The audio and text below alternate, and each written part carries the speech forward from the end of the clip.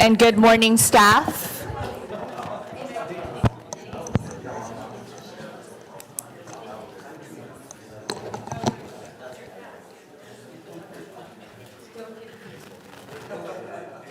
Nice car.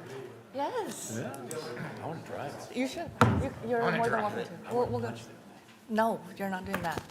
Good morning, everyone. Thank you for joining us on this October 29th for our fourth and final en banc of the year, and look forward to the following en bancs next year.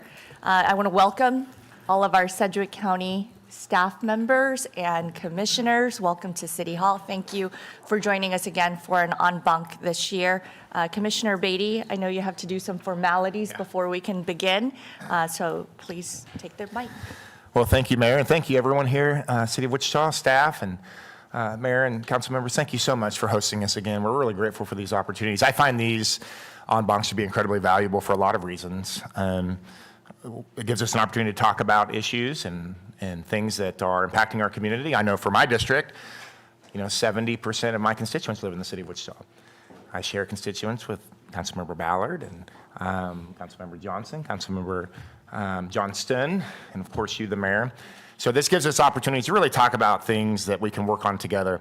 The other thing this does, and I think we'll see this today, is it gives us an opportunity to make you aware of things that are happening on our side of the street that are going to have impact on things that are happening at the city of Wichita. So these are incredibly valuable, and we appreciate the opportunity to collaborate and all the work that goes into these. So we do have some formalities that we do on en bancs from the county.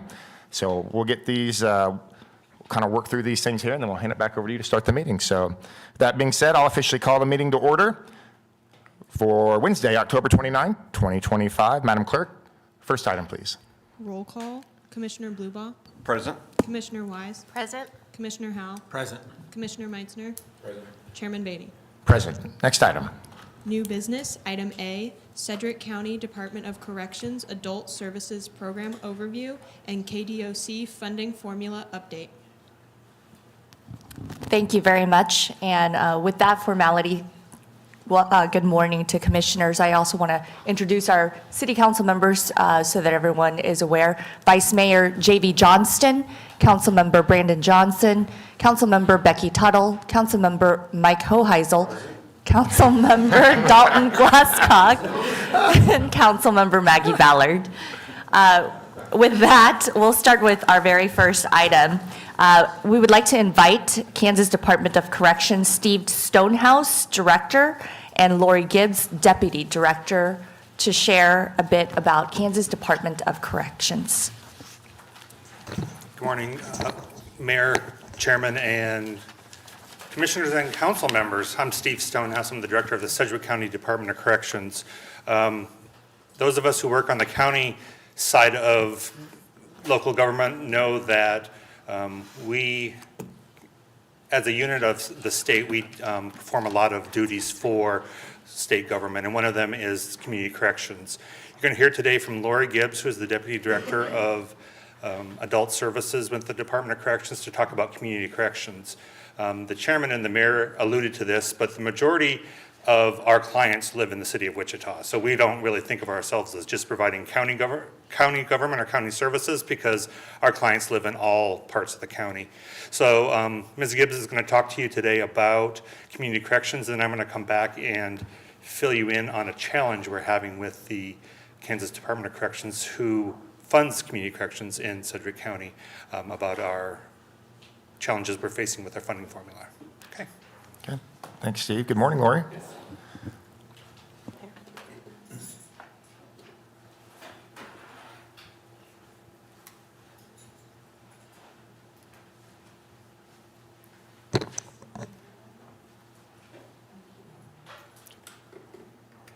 There we go. All right. Well, good morning, everyone. As Steve mentioned, I'm Lori Gibbs, and I am the Deputy Director of Adult Programs. And I'm grateful to be here today to visit with all of you about the challenges community corrections is facing in light of proposed funding cuts by KDOC. My hope is to shed light on how these cuts stand to impact our community. And first off, I'd like to provide a brief overview of community corrections in relation to other agencies. Some of the offenders in our community are supervised by city probation, some by court services, some by community corrections, and then others by parole. Collectively, these agencies supervise thousands of individuals on probation, and each serves a vital role in public safety. Offenders assigned to community corrections, which is the agency I represent, are deemed the most serious offenders in the spectrum based on a variety of factors: criminal history, current offense, and their score on risk and needs assessments. Many of the offenders that we receive from the courts are considered presumptive prison based on sentencing guidelines. They come to us highly addicted, severely mentally ill, often homeless, and deeply embedded in criminal tendencies. They're a tough crowd, to be sure. I want to mention that I began my career in corrections in 1996 as an intern, and then I became an ISO, and many of you are familiar with that, is considered an intensive supervision officer. I've had the opportunity over the course of my career to witness firsthand the evolution of our field, so I hope I can speak with some authority when I say never, never ever have we been faced with a more challenging population to supervise in our communities. Couple that with the growing expectation to employ evidence-based strategies, and the work being done by our staff is more difficult than ever before. Steve and I have often joked that we were ISOs back in the olden days, and the skill set required today to supervise this population is vastly different than when we were tasked with supervising clients. No longer are we simply supervising for compliance, and that's what it was when I was an ISO. We are asking staff to do that for sure, but in addition to that, they're tasked with leading offender change, and that is extremely difficult. Over the years, KDOC has introduced a vast toolkit of evidence-based tools that ISOs are expected to use to impact behavior change. This work is slow and it's very difficult. I am consistently impressed when I walk by an ISO's office when they have an offender in their office, and I'm hearing dialogue where they are working to understand the root cause of what's driving the criminal behavior. And it takes a lot of time. Office visits back in my day were 15 minutes, maybe. And it was a matter of checking off a variety of things. Have you paid your court costs? Have you had any law enforcement contact? Show me your pay stub, and they go on their way. Today, that's very different. We will touch on those items. However, what we're really doing is dialoguing with the client to understand the circumstances surrounding what makes them make the decisions that they make that lead to them being not successful on probation.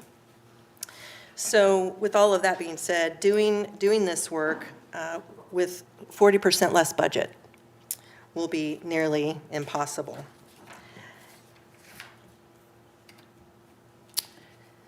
Community Corrections is a state-mandated program in the correction system. Its purpose is to provide intensive community-based supervision programs to rehabilitate felony offenders in the community instead of sending them to prison.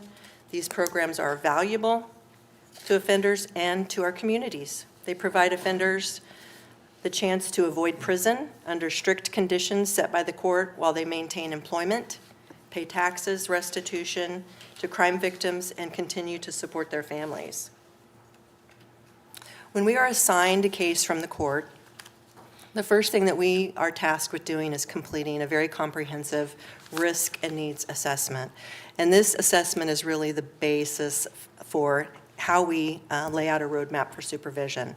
And some of the domains that are covered in this risk and needs assessment are the criminal history of the individual, their financial situation, family and marital, what their support network looks like, their housing situation, their companions, their attitudes and their orientation, how they score in terms of leisure and recreation, and alcohol and drug. And so from this risk and needs assessment, we get a score, an overall score. Then we also get individual scores for each of these domains that tell us which of these particular categories we should target in our supervision. And from that, an ISO, Intensive Supervision Officer, will build what we call a case plan, and it's in essence a roadmap for supervision. Where are the areas where they score the highest risk? What strategies can we employ, utilizing resources either within our agency or in our community to tackle those highest risk areas? And what we have at our disposal internally is this continuum of services. I believe everybody's aware we have a residential center that's located at 622 East Central. We have the capacity to serve about 178 individuals in that facility. That program is utilized for individuals who are having struggles in the community with compliance issues or just general instability. It's an option for us to pull somebody out of the community, partially live in the residential center under more strict supervision strategies, while also being able to address issues like substance abuse, mental illness, and work if they're able. So that facility is one that we value greatly as a tool for supervision of this population. I know that many of you have been able to visit our drug court program and to witness graduation there. We were very proud to add a veterans treatment court a couple of years ago. Those are our two programs that directly impact population of people who are highly addicted, and those specialty courts are very structured, very intensive, and so those are our programs that we utilize to address needs as they arise. Mental health services. Recently, we were able to add 3 positions with enhancement funds that KDOC provided to specialize caseloads for those individuals we're supervising who have the greatest need in terms of mental illness. So right now we have 3 ISOs who are supervising just mental health cases and those that are the most severe under our supervision. We have integrated substance abuse recovery specialists in our program. These are positions that we fund with behavioral health dollars from KDOC. That means in our buildings we have therapists and peer mentors. This has been game-changing for us over the years.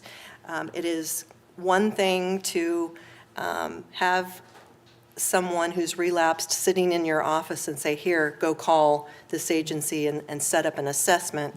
It's entirely different to say, hey, let me get this person down here to meet with you right now. And that is something that we have seen have a great impact on our ability to intervene quickly with people who are in active relapse and use. That recovery team can bridge the gap to services very quickly and get them engaged in whatever service that they need at the time, if it's a recovery bed, if it's an assessment, whatever the case may be. We have a cognitive skills program that we are very proud of. This is something that has evolved over the course of the last, it started in about 2009.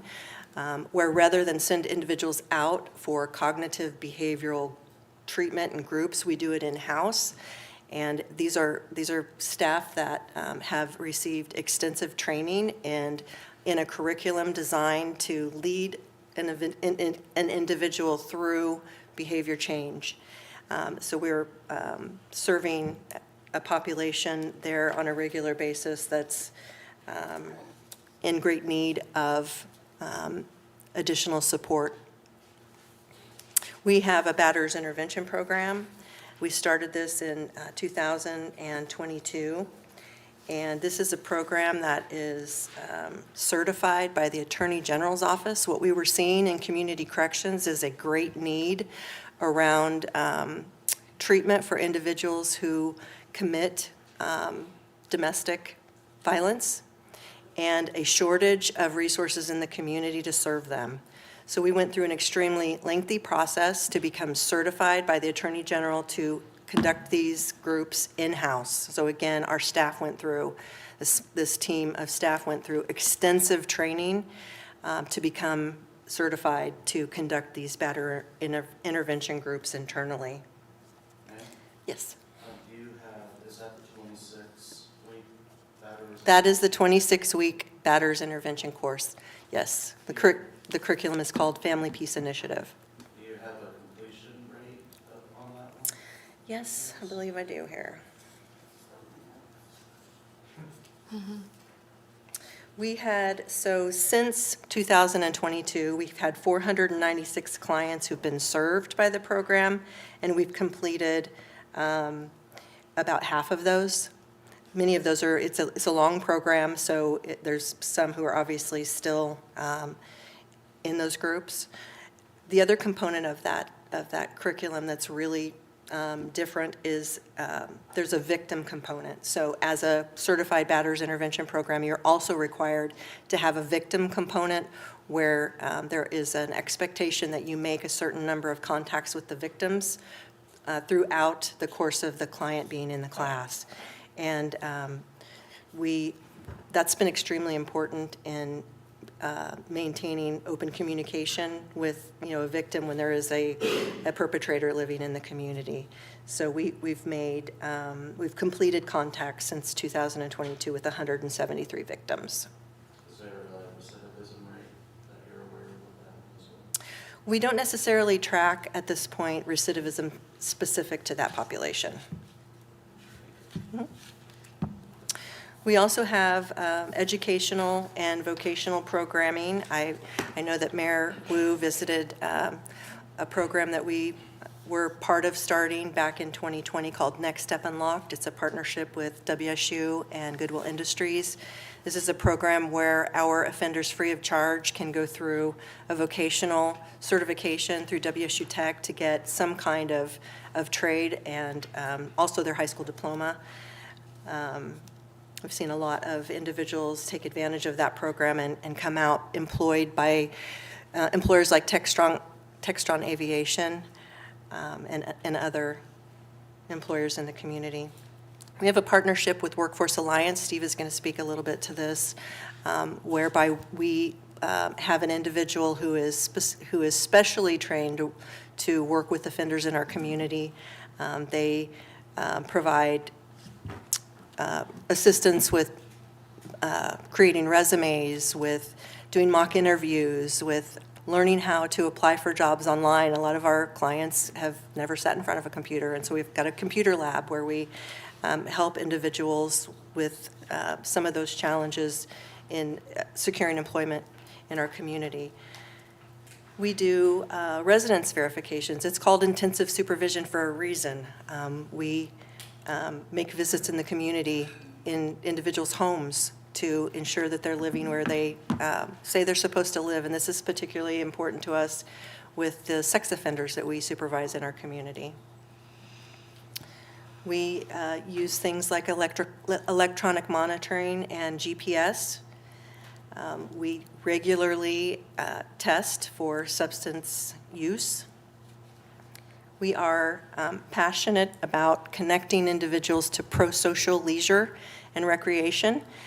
Historically, we've been very, very good about telling clients what they can't do, where they can't go, who they can't hang out with. And what we know is that if we don't replace that with something, they're going to resort back to hanging out with the same people, going to the same places. So we work really hard to partner with agencies in the community to provide that pro-social leisure and recreation. Examples of that are Phoenix Gym, where people who are sober for 48 hours have access to this wonderful gym in our community where they can connect and have a place to go. We work with a variety of churches who come in and do mentoring and Bible study in our residential facilities and who work to build a connection with those clients to churches in our community who then go on to support the needs of those individuals. Family engagement is very important. We sponsor a variety of events throughout the year where we invite families to to be present in our programs where they can start to see us in a different light and we can start to see them in a different light. And so we have Halloween parties at the residential center, Christmas parties at the residential center, where if somebody maybe doesn't have pastime to go out into the community to see their family can at least come in to see them. And that's been pretty special to see as well. We also utilize some of our behavioral health dollars to assist people with medication and housing. These are big issues, and I don't mean just mental health medications, certainly mental health medications, but our clients are not generally in great health. They don't have primary care providers. They don't seek regular care for the various health issues that they have, and they're not insured a lot of times. So we have the ability to help them connect to a variety of resources in the community, clinics, where they can receive medical care, dental care, and we can help offset some of the costs of medications sometimes. And also housing assistance. We've got a lot of people who just drift from house to house. And when they're in the residential center, particularly, what we're looking to do is connect them to a stable housing plan, not couch surf from place to place. We know that housing is stable housing is a protective factor for our clients, and if we can help them save money, secure, make a down payment for rent, or get into some kind of sober living, that they are more likely to be successful after they transition out of the program. So what you're seeing here is every year KDOC asks us to report out on what they call our success rate. And there's a statute that outlines the expectation for all community corrections agencies in the state. And that expectation is that we obtain a 75% success rate, or that we demonstrate a 3% improvement from the previous year. And you can see that Sedgwick County has not done that. In my history with the program, the highest success rate I've ever seen was in the 60s, and that was during COVID when things were very artificial in terms of supervision. We were not seeing our clients to the same degree. We weren't drug screening at the same level that we were, so naturally our success rate looked a lot different. This success rate is something that we've really struggled to accept as an appropriate measure of the work that we do. And there's a variety of reasons that I say that. What this success rate means is that an individual did not go to prison. So there's a lot of success that we see that is not captured in this number. Go. Lori, Yeah. can I just underscore a point Sure. real quick? Yes. For people that might be seeing this data for the first time. So 44% of people, about 1,100 individuals on average that you're supervising, 44% of them are going to reoffend and go back to prison or go to prison. That's with all the resources you just saw and roughly $12 million of annual funding. All those resources, and still 44% are going to go to prison and fail. So just keep that in mind as we talk about all the resources that we're doing now with the funding we have, and what happens with still 44% are going to prison. So reoffending in our community. Well, we obviously have a lot more challenges than other counties around the state. What are some of the rates for other counties? Are other counties matching that 75%? Yes, lots of them are. There are very few who aren't. Okay, and a lot of their residents are actually being sent here to Wichita, so it's not like they have exactly the burden that we have as far as the individuals that come here. Yeah, I'm going to talk a little bit about those courtesy cases here in just a minute as well. Okay, thank you. But yes, you touch on the point. We've got the largest felony population in the state.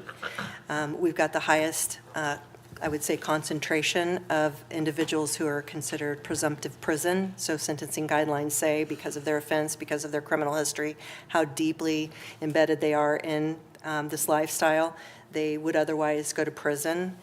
if not for a departure made by the judiciary at sentencing. So those are the individuals that we're supervising.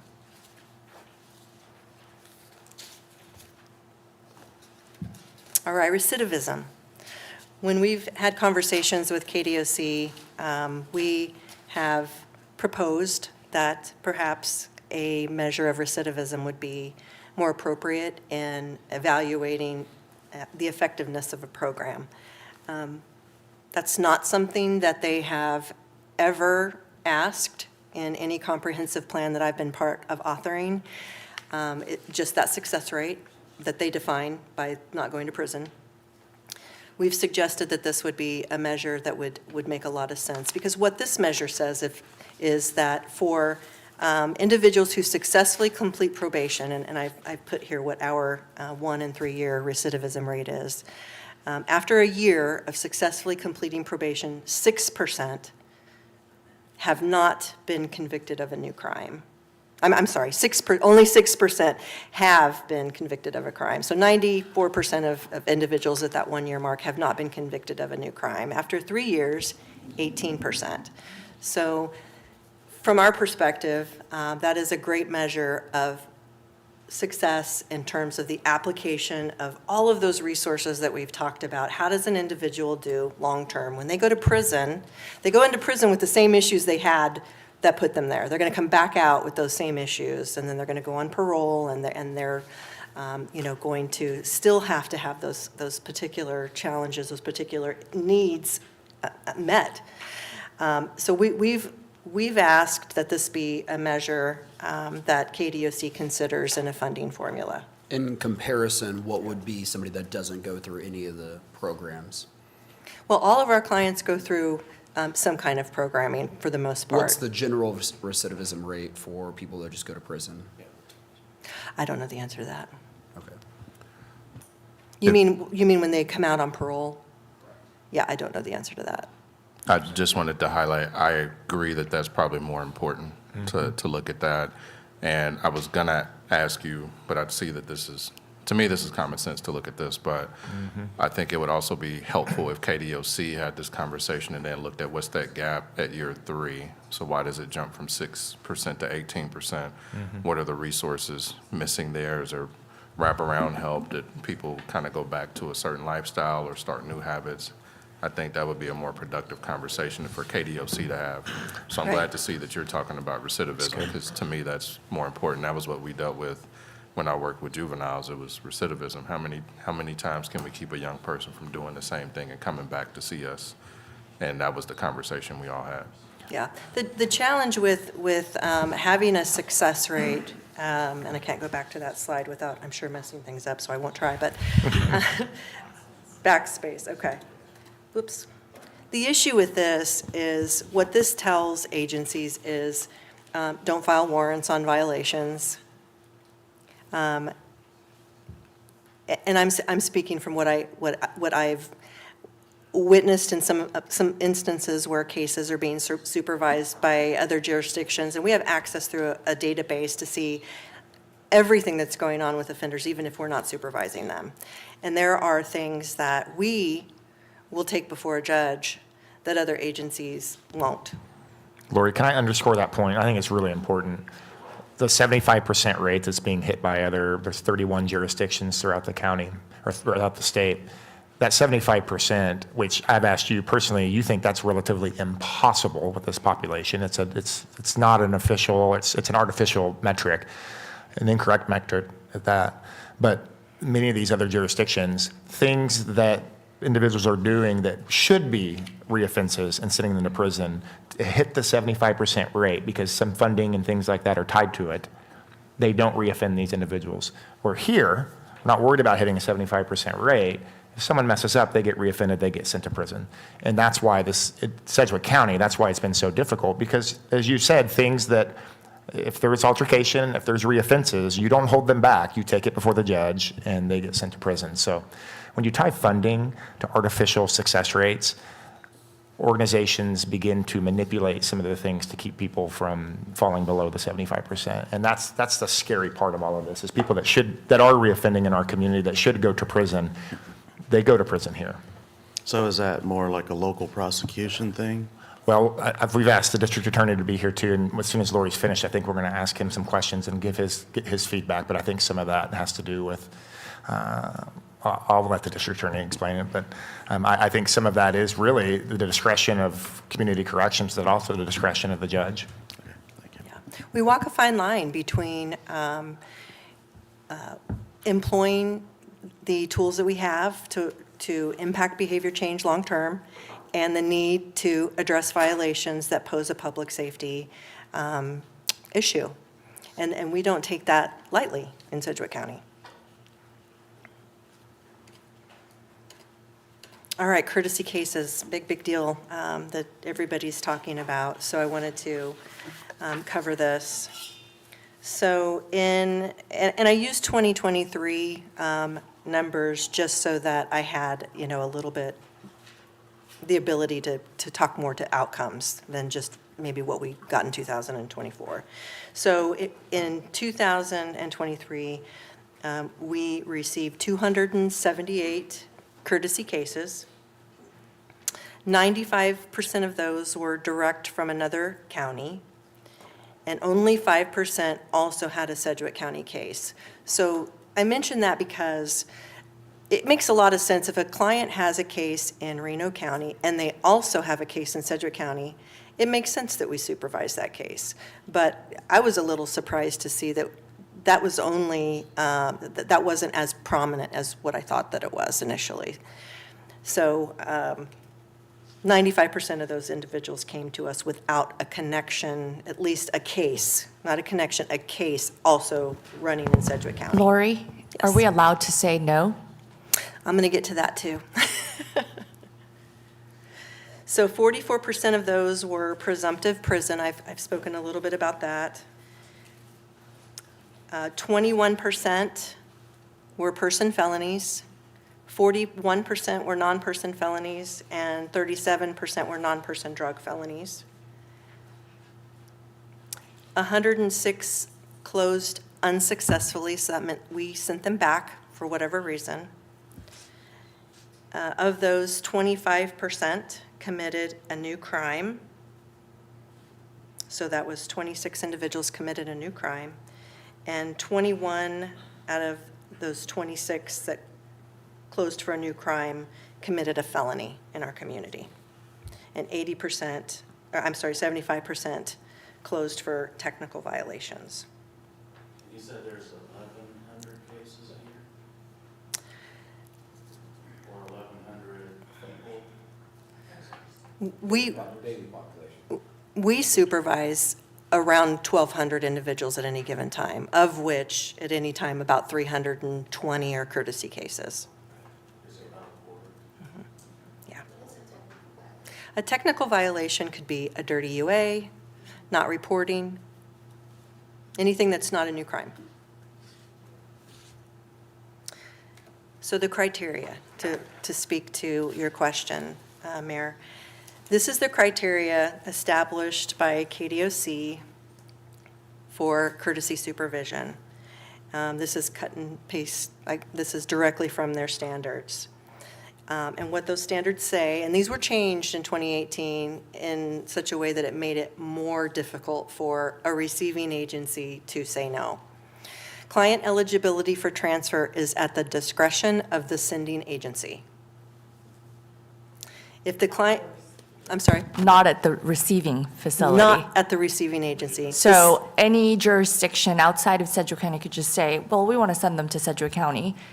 If deemed eligible, which I'm going to cover those factors, if the client's deemed eligible, the receiving agency shall accept transfer if the client has more than 90 calendar days or an indefinite period of supervision remaining and has a valid case plan. So remember, I talked about that roadmap that an ISO will create as the result of a risk needs assessment, as long as they have a valid case plan and they are in substantial compliance with the terms of supervision. Again, the sending agency determines what that means, and has resident family in the receiving district who have indicated a willingness and ability to assist as specified in the case plan, and/or, and I think this is the kicker, can obtain employment in the receiving district.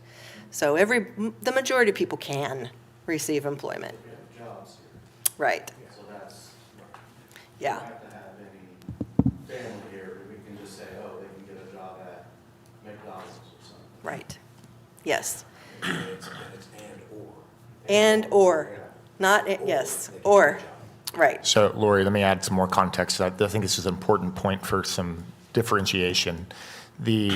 So we cannot turn these offenders away when they're sent here. You're looking at roughly 300 of those individuals. I don't want anybody to be confused with what's happening at the work release facility that's across from Interest Bank Arena. That is not a Sedgwick County program. That's a state program. And that's actually a low-level prison. It's the last stop. It is a low-level prison. There were 475 individuals at the Wichita work release facility. 341, or 72%, did not have a case in Sedgwick County.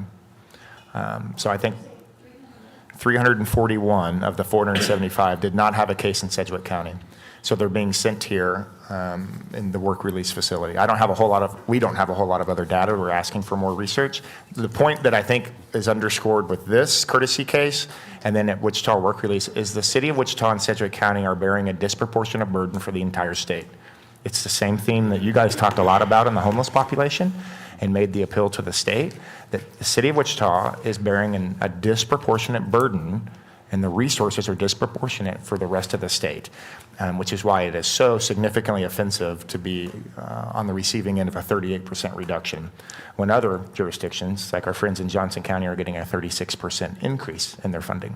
But they don't have the same situation we're dealing with. So I think that's why I wanted to pause and just draw the differentiation between Wichita Work Release Facility, Sedgwick County Community Corrections, but also say 300 there, 341 here. There are 641 felony offenders that are being supervised in the Wichita, Sedgwick County area that are not from our community. So just. And ours is the only work release In the entire facility in state. the entire state. And I know there was discussion. Lansing, yeah. So that would be the, Right now, it's got about 20, that we've just found that they're opening. It's not all the way open yet. They're handling about 20 people now. The intent was to get maybe up to a couple of hundred or 100, whatever they told us the other day. But going into today, right. it's us. Right. It's all here. Yeah. Quick question while we're on this slide. How many courtesy cases do we send out of Sedgwick County into the rest of the state? Yes, I'm glad you asked that. So KDOC recently provided a chart, and we send out 67 individual cases, and in this chart, we took in 305. If you're curious about Johnson County, I'll just mention. Johnson County, okay, thank you. Johnson County sends out 219 and takes in 88. So just about the inverse of our situation. Do we have the stat, I assume most of those come here from Johnson County? No, I don't think that's probably true, no. Okay. The majority of cases we get are going to be from the surrounding counties. Okay.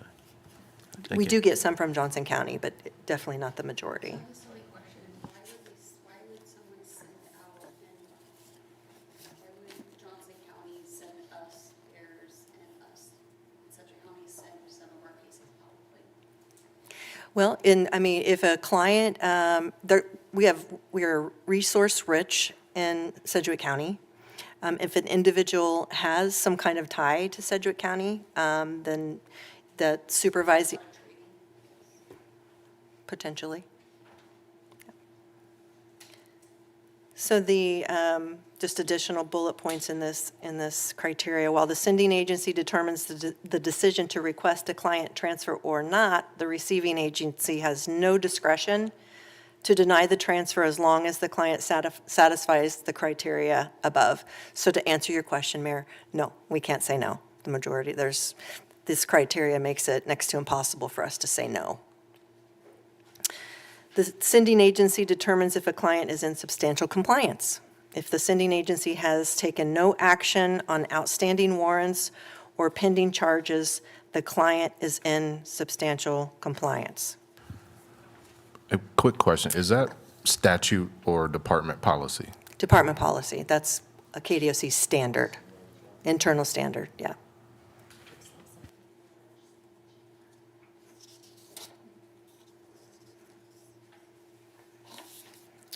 All right, that is what I have for you. Steve is going to come up and visit more specifically about the funding formula. Lori, thank you so much. Sure. Welcome, Steve. Thank you. Like I said, I'm Steve Stonehouse. I've been doing this for 30 years. I just celebrated my 30 years with the county. And the things that Lori talked about, recidivism, evidence-based practices, KDOC does that on the juvenile side. We measure recidivism. Those are all things that happen on the juvenile side, but they're resistant to on the adult side. Sedgwick County receives an annual, we call it a grant, but think of it more of an allocation. They tell us how much money we're going to get out of a pot of about $30 million at the state level. So every year in between December and April, we get an amount. Right now, it's a little over $5 million. Then we have to back our program into that. At no point do we ever say we need 7 million, we need 8 million. So the county gives us the rest of what we need. So that's how we come up with our budget. It's the state funds plus the county funds. Starting last year, KDOC began working on a funding formula because, quite frankly, they couldn't justify how they came up with their amount. We get double or triple what Johnson and Shawnee County gets. And I don't know why. That's not my job. I don't know how they allocate it, but they give us they tell us what we can have, and then we write a grant for it. So they came up with a new funding formula to enhance equity and transparency. When I say equity and transparency, that's for the other directors, that's for my peers, so we can understand how the money comes.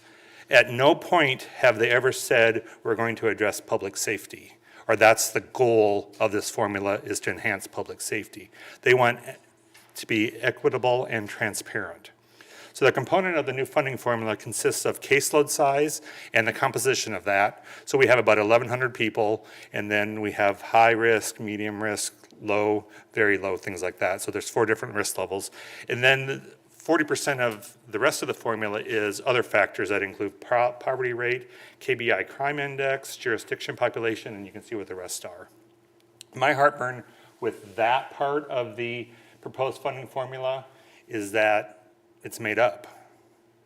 And I contributed. They asked me, what do you think should be in there? And I told them. But this is not based in science. This is based in a KSA that was written in 1978. Been added on to a little bit since then, but there's no science behind this. There's no research from any of our state universities saying these are the factors that are important for public safety. This creates a formula that we can explain, but we don't know if it's best for public safety because that's not a goal of the formula. I think that's a problem. We've been informed that our allocation is going to be reduced 38% over 3 years, so roughly $700,000 a year for the next 3 years. I believe in your packet of information you have the funding formula results for all judicial districts, so you can see exactly who's gaining and who's losing. Part of our funding formula our current funding includes behavioral health funding. Sedgwick County and the city of Wichita, which is most of Sedgwick County, has, I don't need to tell anybody in this room this, but a problem with substance abuse issues and behavioral and mental health. So we receive $685,000 a year to do the things that Lori was talking about. That's going to be cut 50%. So the programs that she's talking about are essentially going to go away. The way we've planned this to meet this new funding goal will result in increased caseloads because we're going to have less people. Those of us that work in government don't have machinery, we don't have outputs other than our people. That's who do this work. So it's going to be people losing their jobs.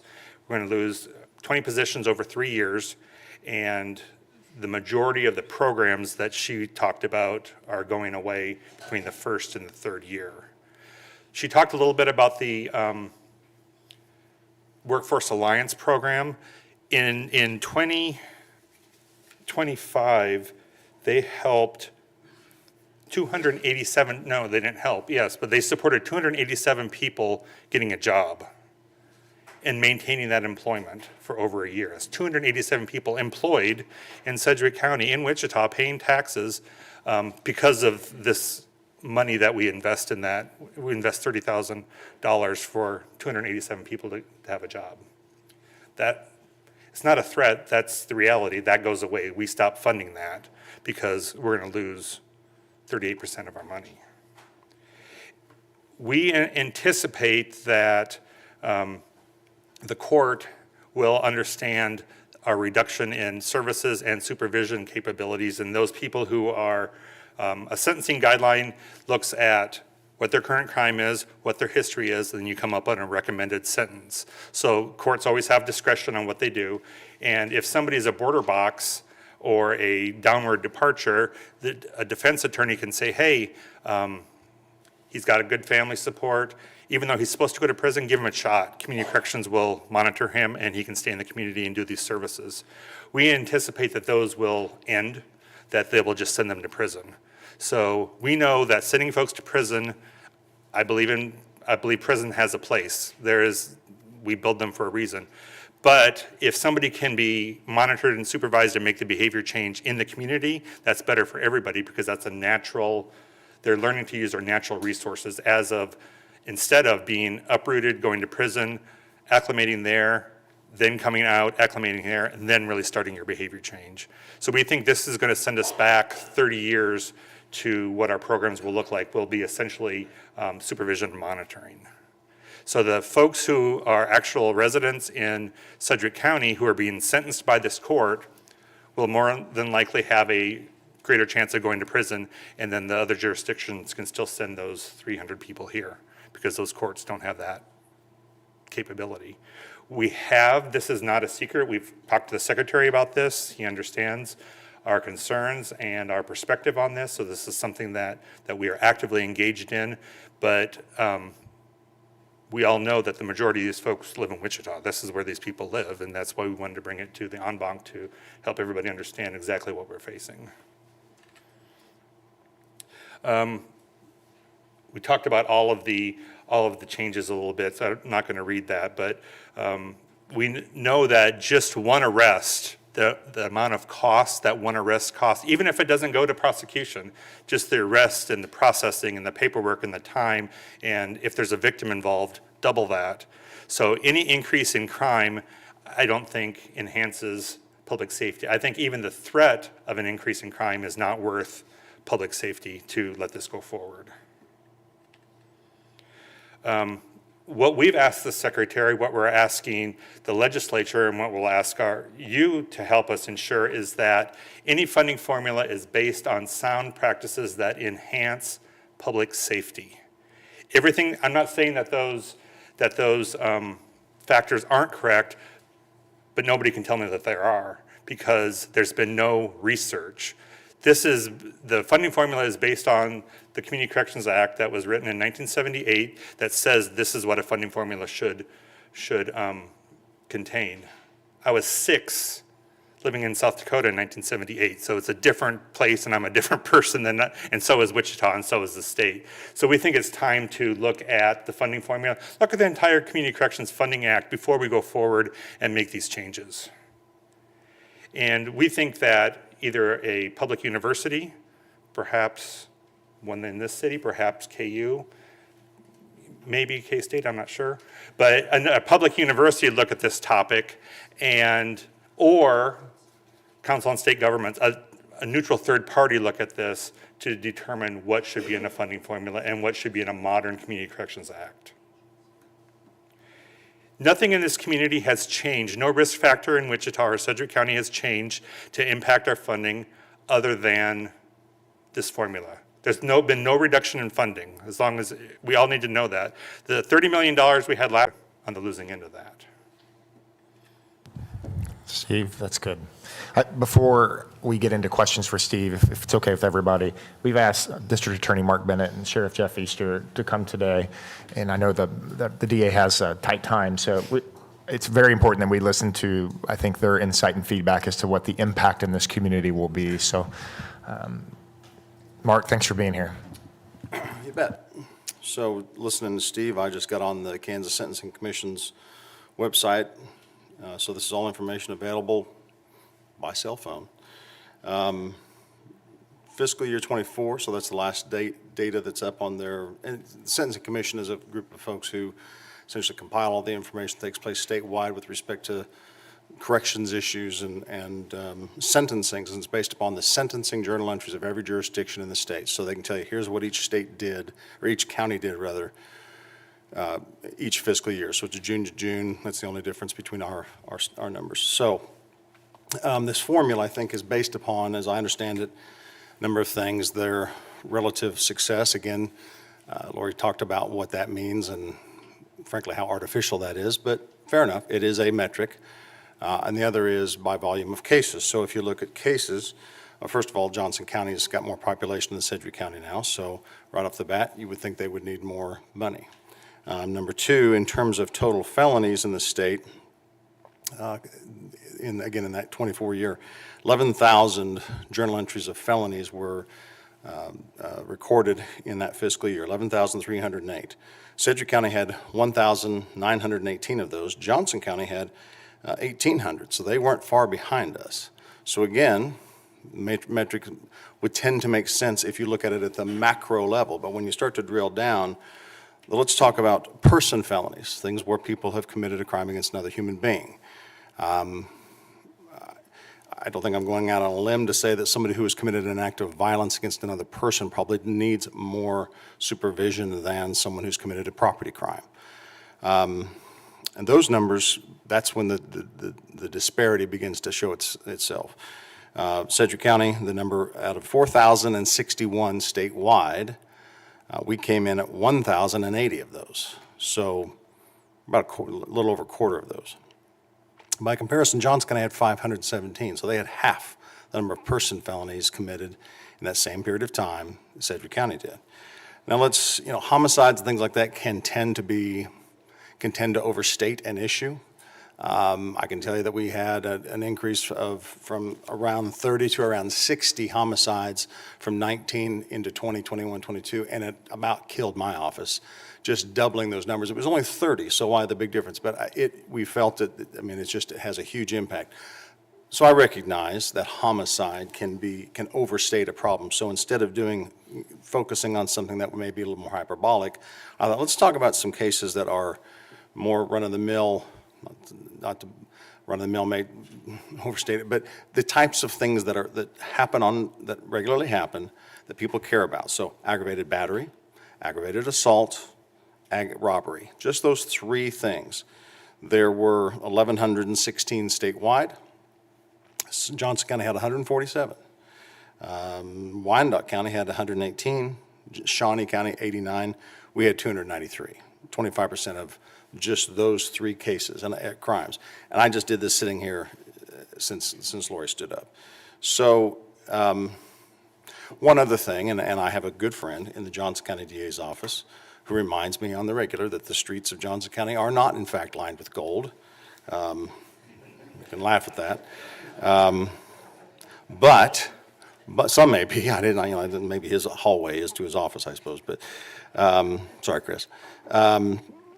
But I can tell you that when it comes to resources and the resources available to deal with this population, just looked it up last night. According to the Google machine, the average home price in Johnson County is $508,000. The average in Sedgwick County is $240,000. So right off the bat, your tax base, while not only do they have more folks, they can afford. I'll let you draw the conclusions from that. They also had $1 billion in '24 in new commercial development.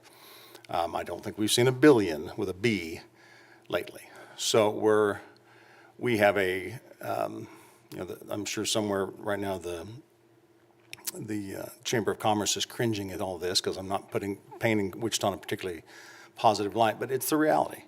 It's a blue-collar town, and we have folks who are suffering, and the jobs that were there, You know, listening to Steve mention in 1970, I can tell you what my life was like in 78. The kids I grew up on the west side with, every single dad, I've thought about this before, every single dad of the kids I grew up with worked in aircraft. Everybody. And if they didn't, they were working in a machine shop that supported aircraft. Those jobs aren't here the way they used to be. And so there's parts of town that are suffering. And, you know, she mentioned a moment ago the stabilizing factors. I was on the Criminal Justice Reform Commission, chaired that for the state for 3 years. And we kept hearing throughout the 3 stabilizing factors that anyone needs to be successful. And then when it comes to getting out of or off of the criminal justice system. Stable housing. Can't be very successful if you don't have a place to lay your head at night. A stable employment. The third one's a little bit more amorphous, but it's a stable and reliable way to get access to the medical or mental health issues that you need attended to. If you're sick, if you're addicted, you're not going to make it to work, you're not going to make your rent, and you'll be on the street. You know, we have an obligation. The sheriff, chief had to leave, but he was here, myself, and that is to hold people accountable for the crimes they commit and try to maintain public safety. But the second thing the public expects of us is to do something about the crimes that are taking place, try to reduce it. That's where community correction steps in. I can do all sorts of things and try to and spend all the energy I can, but the district attorney's office is not real nimble when it comes to going out and stopping crime, preventing crime. That is Steve and Lori and their folks who try to help these folks to get them back on the right track. This is just penny wise and pound foolish to me. And frankly, and I'm not, John's kind of giving their money, but we need our percentage as well. What are some of the things that the public are concerned about in this community when it comes to criminal justice, the umbrella of criminal justice? Homelessness, child sexual abuse, things like that. The types of things they want to see, you know, improvement on. Look at statistics of people who are in the penitentiary.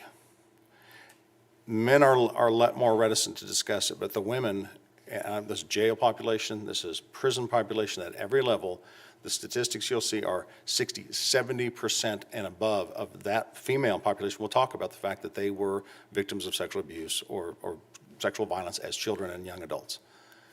I'm not going to say that I don't want I'll get a 3-second of that on the news, and that'll be that Bennett says every woman who's ever raped is going to become a criminal. It's not what I'm saying, but there is a through line when you go through traumatic childhood events, seeing violence in your home.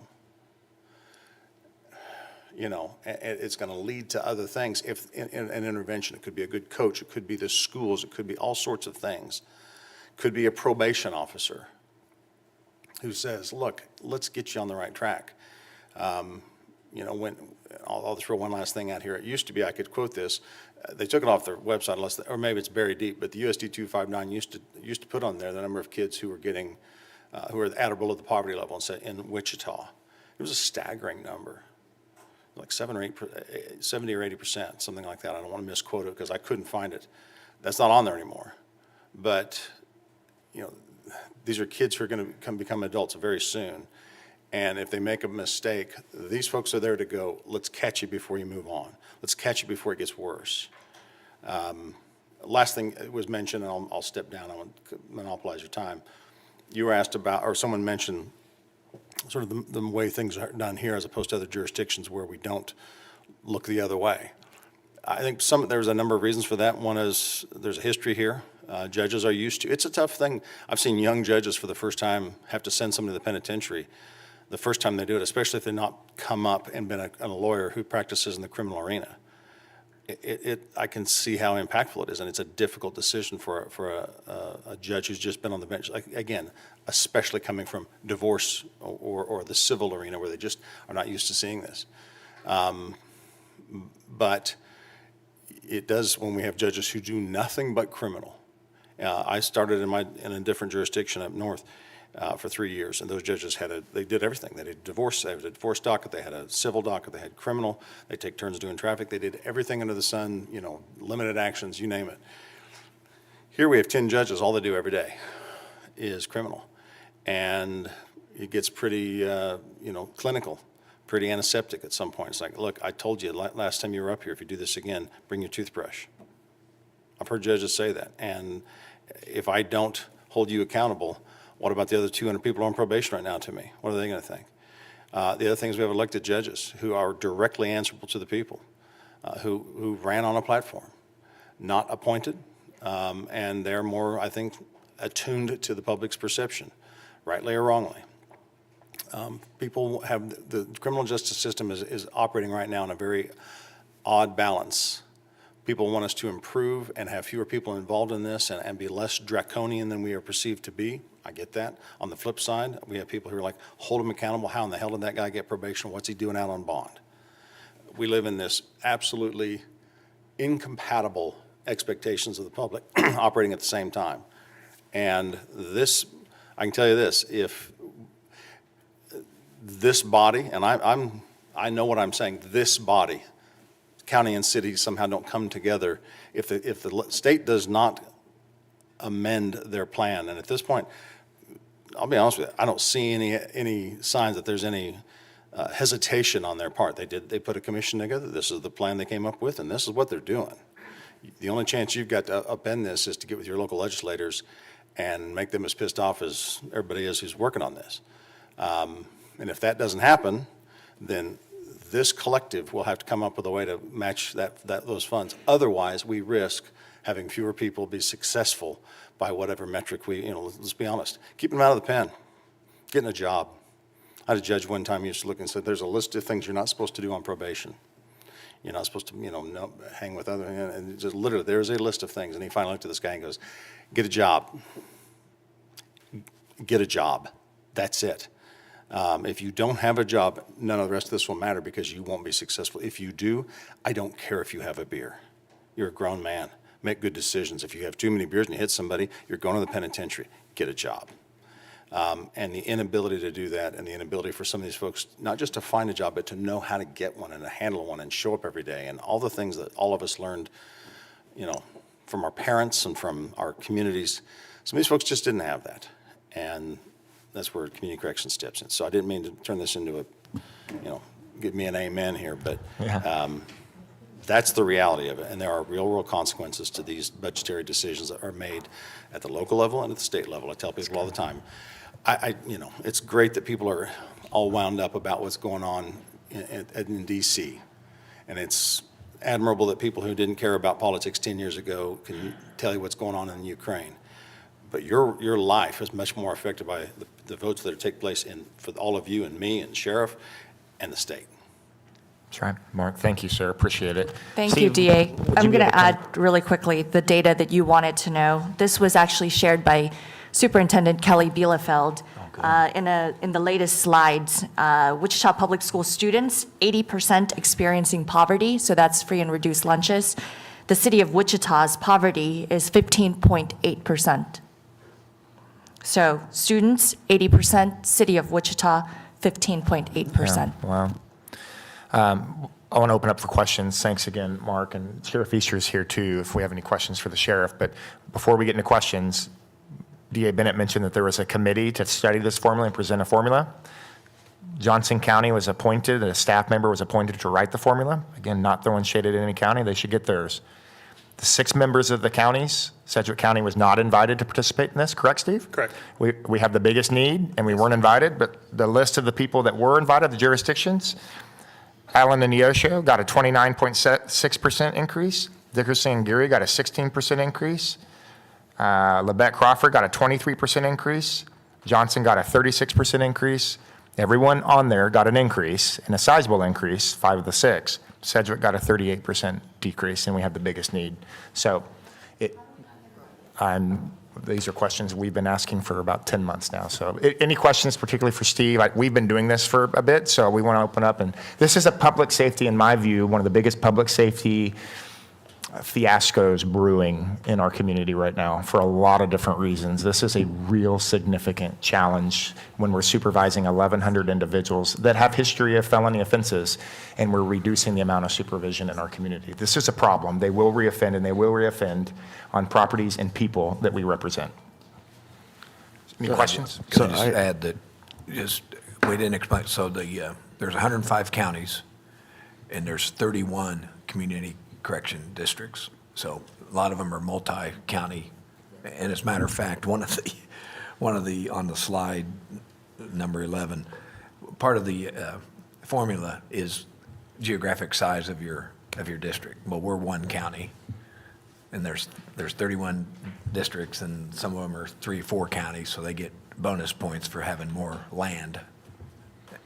So there's some flaws in this whole thing that we've pointed out. Another thing that was not addressed is one of the credits in your success rate explained is if one of the candidates die, that's considered a plus, that it's no longer you get They're a not taking, plus. they're not taking a prison bed, so it's a Yeah, they're not taking successful a, case closure.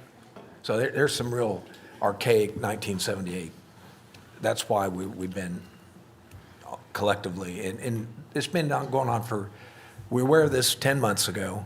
We tried to work through the process like we all would as adults, and work through the staffs and the communication, and then it got down to where we're at this last month.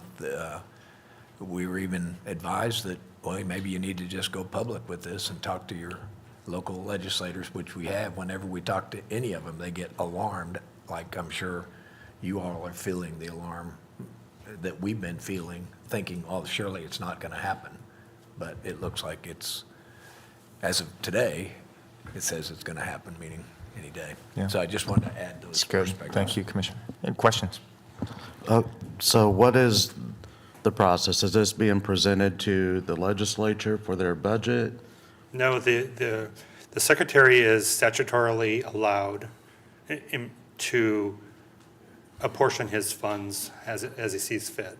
So normally it would not be. We're asking, there's a hearing on Monday on this topic. The Select Committee on Government Oversight is looking at or government efficiency or something, is looking at this to understand, because we would be asking either for a hold harmless clause, a pause pending an entire look at the whole Community Corrections Act, or just throw it all together and start over. Greater legislative oversight, just something needs to change so this doesn't take place. I agree that we need a funding formula. I support that. I do support it, but it needs to be based on public safety principles, not on things that seem arbitrary, like how big your district is. So what would a legislative fix would look like? It would look like a proviso, a budget proviso saying that all communities are held harmless if there's not a cut.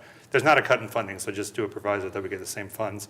Or the legislature asks for some sort of committee to look at the entire act, and no funding changes can happen during that time. Is it solely under the secretary's discretion, or does the governor have discretion to advise or direct the secretary in any particular way? Well, he serves at her pleasure, I believe, so. This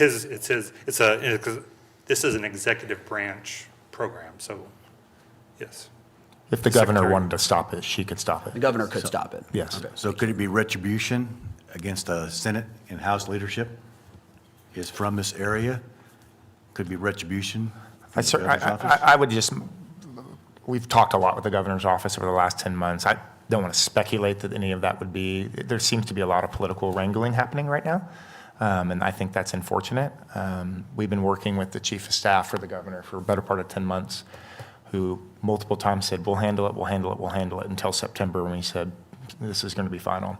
So I certainly hope it's not political, because these are people's lives that are put into, that are being impacted. But we're considering all options. Sure feels political. Looks like it. Looks political.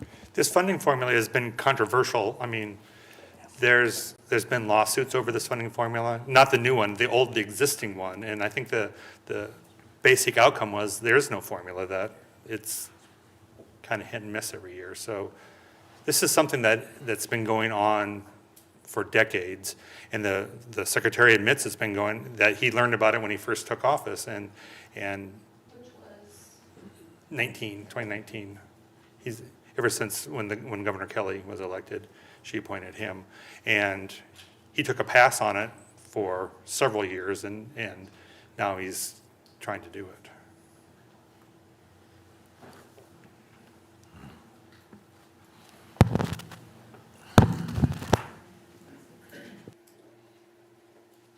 Sheriff, thanks for being here. Yeah, thank This- you. I'll is this keep a problem? very brief. A couple of things that I do want to point out. Commissioner Beatty pointed out the transparency part of this, which should be very problematic for all of us, that 5 different entities that was on this particular committee all received additional funding. Secondly, I would say from a standpoint of when we're talking about more jail, more folks coming to jail, those type of things, that is a good possibility. And don't make any mistake about this. KDOC for years and the Sheriff's Association fights against this all the time. We already house low-level felonies that should be in prison because the state legislature agreed with KDOC to put them in our custody so they don't have to pay for them. So don't think for a second that with what's going on here, you're going to see more legislation trying to be passed forcing the jails to hold these people instead of KDOC. That's my real worry here. Is crime going to go up? I believe it will. Currently, and I know the chief had to leave, but they keep track of a lot of these issues because this isn't just the amount of adult offenders that are brought here. We have a lot of juvenile offenders that are placed in this community as well. And they keep track of those types of individuals that are committing new crimes in our community that shouldn't be here. And so those are all issues that we are facing currently. If that funding is taken away, which limits what KDO or what community corrections can do, it's going to get worse.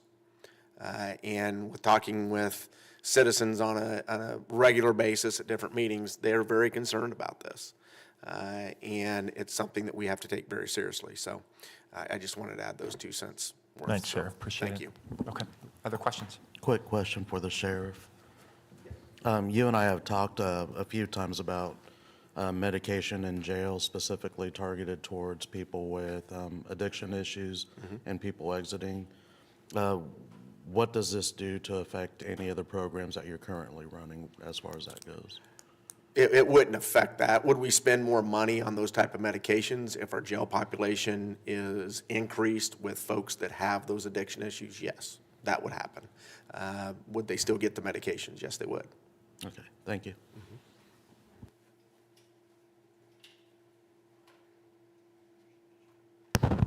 What is, this is something, again, we have talked about in our city county chairman, pro tem, vice mayor, mayor meetings. This was something that was alarming to me, which is why this rose to the top for an en banc. Knowing that, again, we are the largest city in the state of Kansas, and I'm very grateful that we have a lot of resources, and as someone put it, we're resource rich. However, we're taking the brunt of a lot of the challenges that the state is facing by absorbing individuals who may be Kansans. And it feels very unfair, and I really believe that if this is a political move, it is at the detriment of individuals who want to change their lives, and I want them to change their lives. And I see the good work of community corrections, and I want to know what we as a council can do, because I will speak for myself right now, and I will allow any of the council members to chime in, but I believe that this, again, is something that we can agree on, that we want to see community corrections still get the funding that they currently have, but also at the same time, if a new funding model needs to be created, it needs to be evidence-based. And that's what we have preached from this bench. We want to be data-oriented, but also make sure that solutions are evidence-based. So tell us how we as a council can help out. I definitely want to know how we can have one voice as Wichita and Sedgwick County regarding this very issue.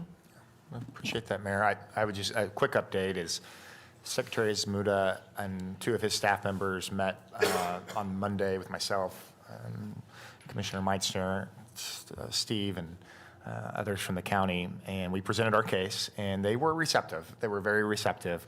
All we're asking for is a pause to go back and revisit the CCA, the Community Corrections Act of 1978, freeze the funding, hold everyone harmless that's receiving cuts till we can reevaluate this.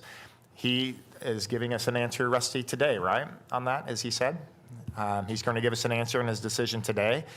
If it's an answer that is not acceptable or to where this continues, then we're going to have to get legislative actions, a proviso of some sort, and that's where our joint platform could probably work together. So I guess, Tom, we keep everyone posted as to what the Secretary's answer is going to be, and if it's not in our favor, we need to get more aggressive. I don't know if we've done it already, but Rusty sent a letter to Secretary Zmuda a couple of days ago. I think council should see that. If we have not already sent that to council, we will do that. So you're up to speed on all the communications that the county has done in the last few weeks. And then I think if it doesn't end well, I think a joint letter from the commission and the council together is more impactful, perhaps, for our local delegation of legislators to take a look at so they know we're unified in this. So I think that would be the course forward. Agreed. Can I just also, Steve, it shouldn't go unnoticed that, so we get 5 million for this program out of the 30 million. But we, as the Sedgwick County government and basically taxpayers, we also contribute 6.5 million. So call that matching funds or whatever. So, and that's another flaw in the evaluation. The form is there's no credit for matching funds. In the 31 jurisdictions, some of them don't match anything of what they get. There's no requirement to do anything. There's no bonus points for matching more than you get. So, but just want the public to know that we're not just relying totally on the state subsidy. We are putting taxpayer money. You got a comment? To Commissioner Meissner's point, it's actually a state law that if you receive KDOC funds, you're supposed to expend. The expenditures are supposed to be the same. Sometimes it's just check the box. Yes. Sometime over the years, we've been asked for certain things. We asked to check the box if you're doing it. There's no accounting if that happens. We have not reported it accurately because we budget way over our allocation. But the KDOC does not know what the match looks like from jurisdiction to jurisdiction. So that is actually a state law that this new funding formula completely ignores an existing state law that every jurisdiction is supposed to match. Are you guys considering legal action? Well, looking at the facial expression of the chief counselor over there, we'll probably fail to comment at this point in time, council member. I appreciate that. Count us on board, at least myself. I think I speak for the rest of council. Count us on board with however we can assist you guys, because this is a issue that's definitely going to affect the city of Wichita, the county, everybody, and we need to get out ahead of this as best as we can, or catch up as best as we can. I also urge us to look at, we talk about the importance and success of intervention. Hurt people. That is a quote I hear. If you're growing up in a household with addiction, you're 4 to 8 times more likely to become addicted yourself. Hearing the stats from the district attorney about women who have been subjected to some horrible things in their childhood, becoming offenders later on as well. So I fully just urge this body here and members of this body to keep that in mind whenever we do design policies in the future about intervention and breaking that cycle with people who, again, grow up in some abhorrent environments and become victims themselves because of things beyond their control and then end up being offenders in the future. I just say, does anyone have any, from both sides, city and county, have any ideas on how to communicate this and what this could look like or mean for our community? I know we're having this meeting, but I have no idea how many people are actually watching it, or I just we can't, I know we all know, we can't let this happen and then the community kind of wake up in a year or two after all of the detriment has happened and say, we wish we would have known. So I know getting the word out to the community is half the battle for all of us all of the time, but what can we do aside from just a town hall? I mean, I think we need to check all of the boxes, but how can we really let the community know what this could mean in numbers besides just dollars? We know that it's gonna be picked up in taxpayer dollars at some level. I can't imagine that we would just let some of these programs go away, but I know we only have so many dollars. So how can we let the community, without being really overwhelming, let them know what this could look for our community? Because most people would be absolutely terrified. Yeah, as they should be. When we learned of this, we've worked for about 10 months kind of behind the scene discreetly with the governor's office. When we found out that this was going to be a final formula, or proposed final formula, we called a special meeting. We had an open meeting. We sent letters. We got our delegation, South Central delegation involved. The en banc, this piece of it here is another of it. And we're going to be dependent on our media partners here locally to tell the story to the public. Is exactly what this is and what the outputs of this could likely be. So, but I think we need to continue this. I know many commissioners, obviously on social media and such, and any public chance we get have been talking about this, but we got to spread the word because community will drive political will. And if the governor's office and the secretary is not going to make an adjustment, we need our legislators to step up and have our back here and have the back. In my view, and just my opinion only, and all those people that are running for governor, I think we're going to learn really, really quickly how they feel about what's going on in Sedgwick County and Wichita, and if they have our back. So I think this is a really, really important point to where community will is going to drive political will. It's absolutely unacceptable for the people that are in this community that are already bearing a disproportionate burden for the entire state and supervising the largest caseload of felony offenders to not receive a haircut. If it was 6, 8, 10%, we've talked that we can handle that. This isn't a haircut. This is a complete demolishing of programming that we do here in Sedgwick County for those people that have already had a history of felony offenses. And these aren't just property crimes. Some of these are violent crimes, some of these are sex crimes, and we are supervising them in this community. And if we have to release or diminish some of that supervision, some of those resources, some of those programming, it is uncanny to believe that there's not going to be more reoffenses. And these are reoffenses on our properties and reoffenses on the people that we represent. And they need to be aware. The community, we are big proponents of community corrections. We believe wholeheartedly in this program and what they do. But if you reduce resources to this, there will be more reoffenses. And this is a public safety crisis. The whole thing is disturbing, but I think the fact that Sedgwick County isn't even represented on the committee to me is the root cause of this. And that seems to be, I don't want to imply anything, but something that maybe even should be addressed first. I mean, just to make sure that our voice is being heard and our story is being told. And then I mentioned it kind of offhandedly. I can't speak for the whole council, and I wouldn't, but I would be interested in seeing this be put on our legislative agenda if it isn't addressed by then. I'm hopeful that by January when we vote on it that potentially some progress has been made. But if not, I would be interested in having it be on our legislative agenda. Thank you. Yeah, thank you. Yeah, and thank you, Chairman. To that point, it is in our agenda, and we are going to be very aggressive on moving this issue through the legislature should we need to do so. But back to Councilmember Ballard's question. This is one of those things that's very technical, and I'm not against the public knowing about this, and I hope they would rally behind this if they understand what's going on here. I believe they would be very supportive of our position here. The problem is it is so technical.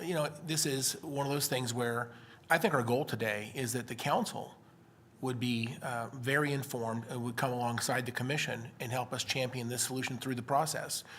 We don't want to do this alone. This impacts Wichita directly. You have a need to know what's going on.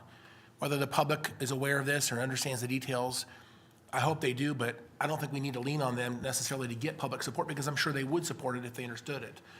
The real purpose today is to get the council to rally alongside the county commission so we can hopefully have a unified voice. And there's a lot of things for the public to understand, but this is one of those things where if they understand it or they don't understand it, I think we know what needs to happen here. And I would just ask us, I guess, to to collaborate and work together to make that voice between the two government organizations one voice, if you will. Commissioner, I don't think any truer words have ever been spoken, so thank you. But I'm famous for offering my unsolicited advice, and I'll do so now. But I think you hit the nail on the head, is that the public doesn't know about this. I mean, I think I'm pretty informed and have my finger on the pulse, and I learned a lot today.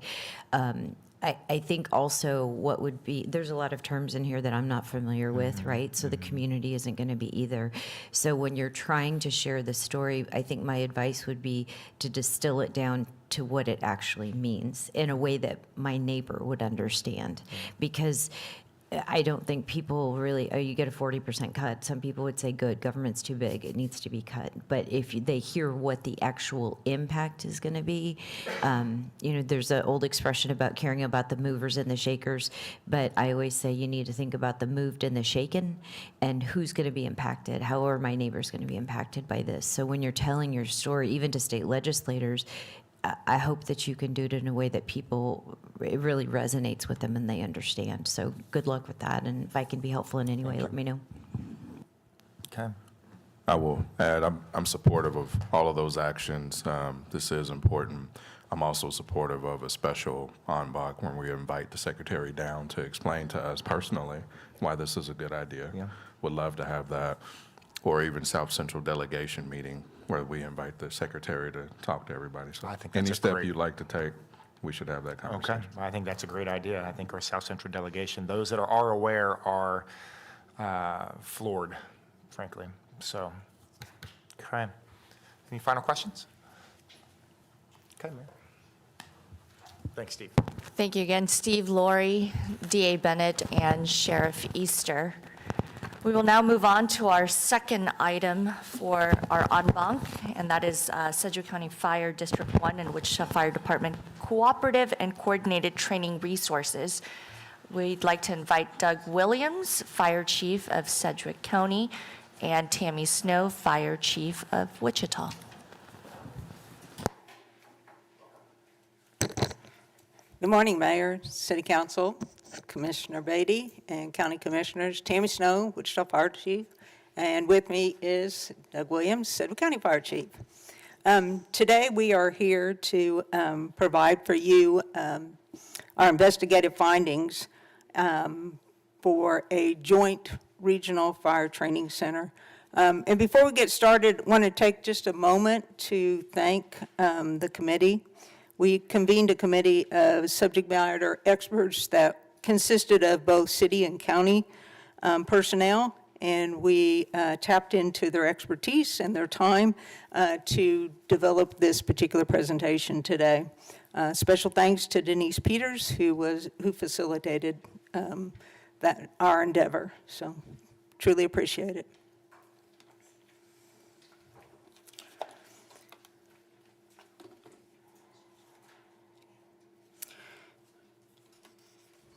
So a little bit on the background, why this presentation. Some time ago, city and county elected officials shared a vision that we would co-locate at the Regional Training Center, currently located at 31st and Oliver. The intent was to investigate this opportunity of creating this joint training facility. And how we went about it was, like I just mentioned a few minutes ago, was we convened a bunch of subject matter experts from both the city and the county to conduct the investigation. And then we focused on understanding for needs and feasibility. Our first work product was a charter, and that charter then led us, or guided us. In that charter, we had 3 assumptions that we guided our work on. One, the first assumption was not to exceed $6.3 million. The second was to take a look at 2 existing softball fields that are directly to the south of our current regional training center that we could convert to accommodate these training needs of cohabitating together. And then one of the things during our investigation, we found that those 2 softball fields actually were subject to land water conservation funding constraints.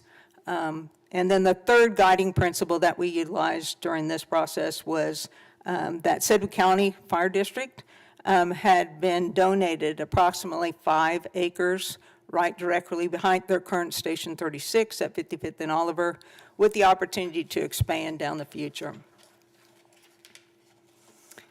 So our process. We conducted an analysis on the demands for training for both the city and the county, and versus the capacity to meet the need. We reviewed the conceptual plans that were developed for Sedgwick County Fire District for their donated land there at behind Station 36. We took a look at our conceptual drawings for expansion or enhancement of our Connex Village at the Regional Training Center. And just so happened that both the plans happened to be developed by SBT Architects. And then we also actually paid visits to both sites and took a look at them. So what did we find? So for the Wichita Fire Department, for us to meet minimum ISO qualifications, it requires us to have a minimum of 8,226 annual training hours at a training facility. That's approximately 18 hours per each one of our members. We currently run 2 recruit academies, and they're each 26 months or 26 weeks long, so 1 full year of training currently. And then we have other minimum requirements to keep our people proficient in their skill sets. We run a driver-operator class each year. We re-recertify our truck company personnel. We have promotional protests, we have SCBA fit tests. A lot of these same things are exactly the same thing that Sedgwick County Fire does also. And then for us, since our staffing is a little bit larger than the county, for us it takes us approximately 6 to 8 weeks to actually host a fire training type of drill session. And then on top of that, the Regional Training Center is used consistently by dozens of other guest agencies, and I can provide you in just a few minutes, I'll show you a pivot chart with how it's utilized and by whom. Just to add a little bit to this slide here, Sedgwick County Fire District has used our Regional Training Center for their ISO annual mandatory compliance. They need 2,484 hours to be in compliance. This past spring, just to give you an example, this past spring, their 2025 Academy, they had in their curriculum for 14 live burns. But since the Wichita Fire Department, and usually we try to utilize that same facility, our facility for that, but since we're running a recruit class all year round, they were only able to schedule 2 of their 14 burns at our training, at the current Regional Training Center. So how is the facility currently used? All of our live fire training is conducted in our Connex burn structures, and our current Connex burn center is nearing its end of life. There is no redundancy to continue live fire training during when it's down or when we have to replace something. Approximately 69% of any non-classroom training that goes on at the Regional Training Center is for the tower and the Connex structures. And so currently we're at capacity in regards to our training center with just those few things that I mentioned. So how is it currently being utilized? If you take a look at the pie chart, Wichita Fire Department uses the actual training facility 50% of the time. And the other 50% of the time is divided up between other agencies. And when I refer to other agencies, we've got like Andover Fire comes in, Rose Hill Fire comes in, Spirit, McConnell Air Force Base. We partner up with USD 259. They have a fire science class that comes down and they train there. There's numerous others, and I could go on and on and on as far as agencies. Ham radio operators come in and utilize the facility, so significantly used by other facilities or other agencies. Sedgwick County gets a little less than 20% of the time to come down there and train. Sedgwick County EMS comes down about 5.5% of the time. Other City of Wichita departments come in, sewer department comes in and trains, water department comes in and trains, a variety of other public works and other city departments come in and train. And then law enforcement gets the smallest piece of the pie, and that's about 1.5% of the time. So as far as the training location, we actually tabulate what's being utilized out there at the training center. So like I said, between the tower and the Connex Village, they consume the majority of the training that occurs out at the training grounds. Other than that, we have the roundabout, and I'll show you a picture in a minute where the roundabout is, but it's basically on the far east end. It's where we plan to enhance our Connex props with some additional Connex props there. And then about 13% of the time's in the classroom. So the majority of the training that goes on at the Regional Training Center is outside of the building. So what types of trainings?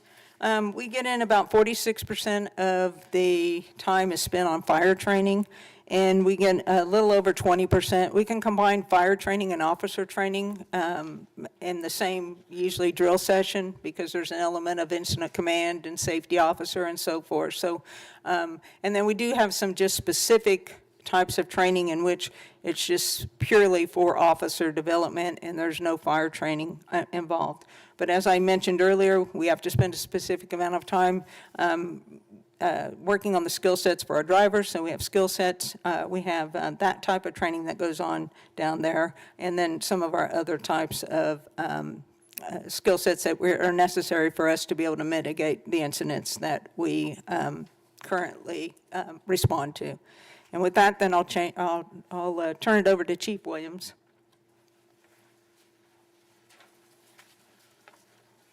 When we started digging into whether or not we can both joint train at the 31st South facility, some of the options we looked at were the training staff and the current facilities. And one of the things that we face with our current facilities, as well as Wichita, and all of our facilities and all of our training have to be done to meet NFPA standards. One of the things that a lot of people don't realize, just to pull off a live fire burn for whether it's a recruit class or whether it's current crews coming in, takes a certain amount of safety officers and instructors, an internal burn person, and it does take a lot of personnel.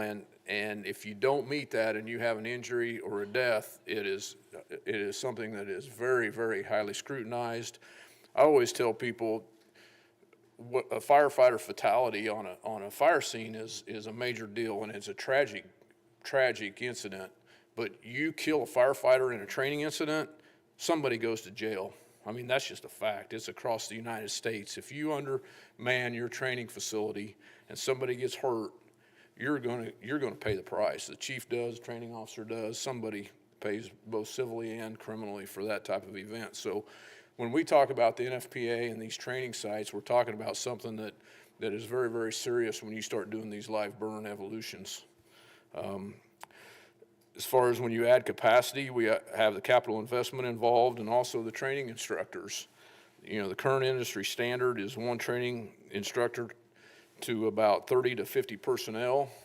Wichita currently is 3 training officers to 457 personnel, and Sedgwick County Fire is 1 training officer for 138 personnel. So when we start, you know, we also have to start about training staff as we move forward in these, in the challenges of these facilities. As far as the sustainability, we also want to make sure that we have adequate funding as we go forward. You know, Chief Snow, we've talked about their current facility that, you know, it's nearing end of life, and the training and ongoing maintenance that goes into those facilities. So we want to make sure that as we move forward that we have the maintenance and the care and inspection, and we meet all the requirements in these facilities to keep them going and keep them to be multi 25, 30-year facilities. So, and we're talking about the expense and data tracking.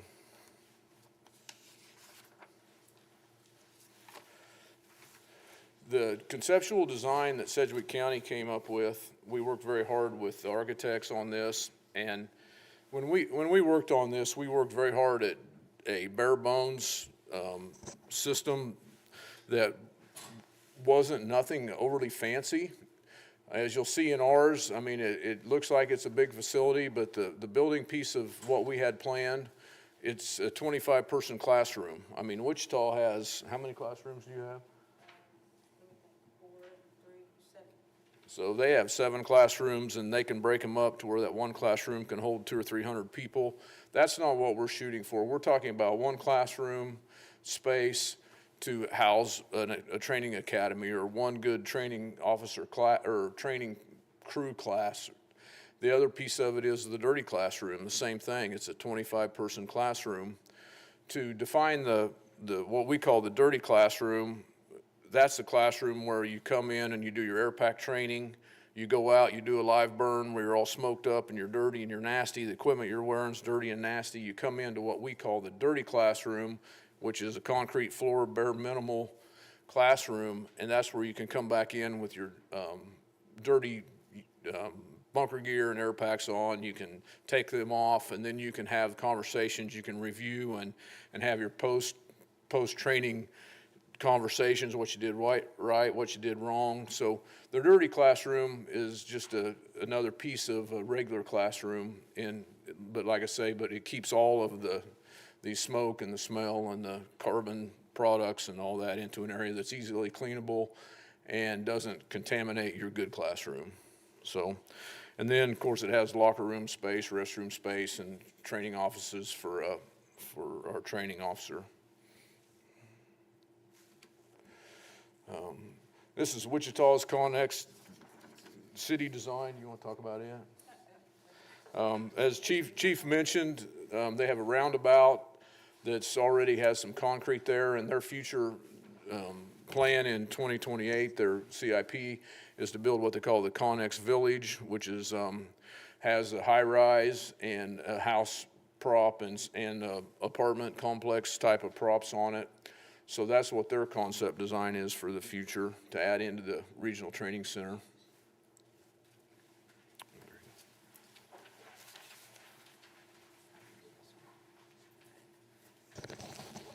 Yeah, our enhancement on our prop, just real quick, it's just mainly our what we refer to as our bread and butter. It's the stuff that we make all the time. So it's conducive to our mitigations on emergencies. So the slide in front of you, this is one of our assumptions. It was to stay within the 6.3.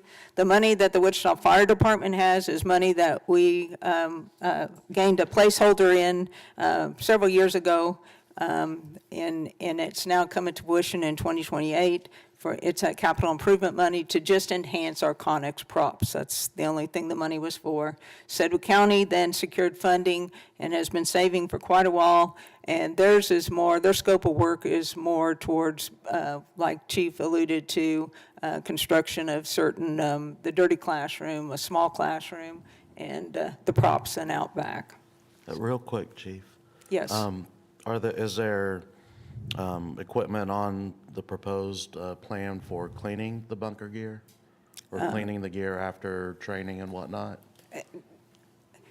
In the counties, yes. On ours, we're going a different direction with that. What we are attempting to do, Councilmember Hoheisler, is we've got quite a bit of money in the next 10 years for rebuilding of stations and also for building of new stations. That is in our plan. So when Station 23, when you see the design for it, you're going to see an extractor to clean. So ours will be gradual, but we'll get there. Okay, yeah, I appreciate it. I was just wondering if it was in that particular one. Yep. Thank you, Chief. Sure.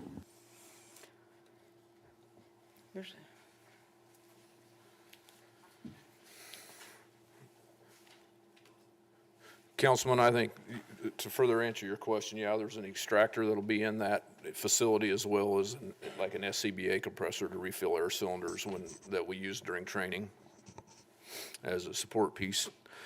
When we started looking at the expansion of the 31st Street area, we realized real quickly that there wasn't enough space down there to do that, and so we started looking for expansion, and the only expansion was to go into the ball field area.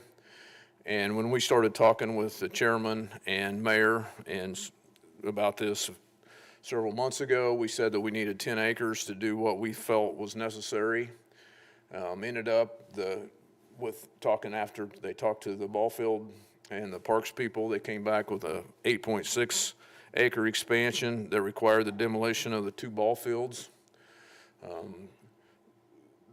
couple of the problems we ran into with this is there's no secondary entrance off of Oliver, and all of the traffic has to come in off of 31st Street South, which drives it right through the trading tower area and where some of the other current trading props are.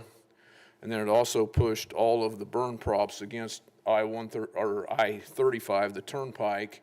And when we start smoking and burning and doing those types of evolutions, we do have concerns with smoke in that roadway.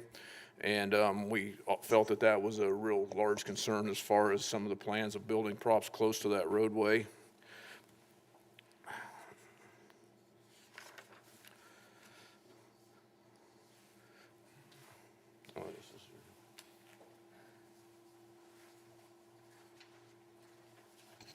So as I stated earlier, the property, the ball fields, they're governed by the land water conservation funding. And so they put some constraints or some stipulations that we have to follow.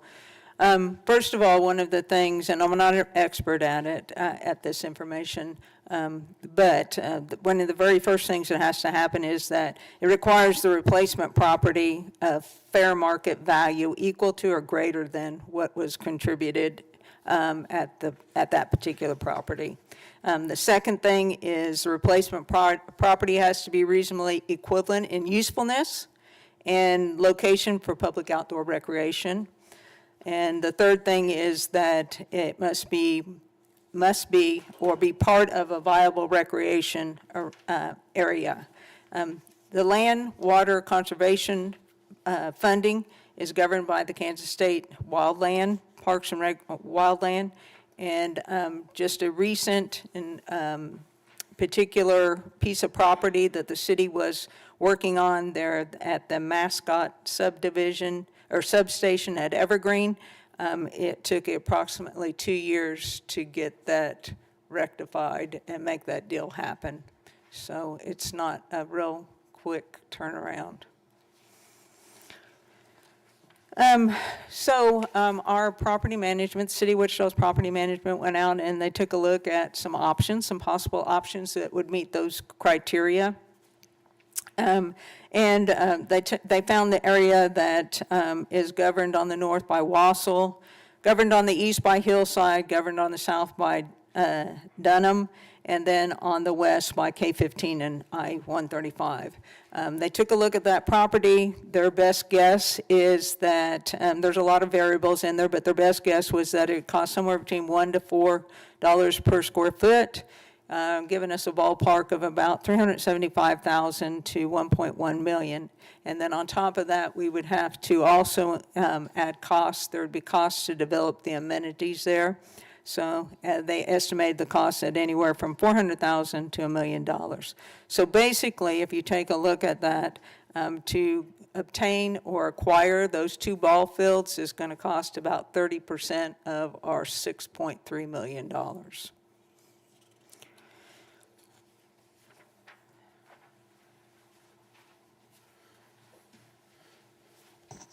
With the roadblocks that we ran into with the expansion of the RTC facility and the cost of the land offsets and taking over the ball fields, we started looking at more complementary facilities.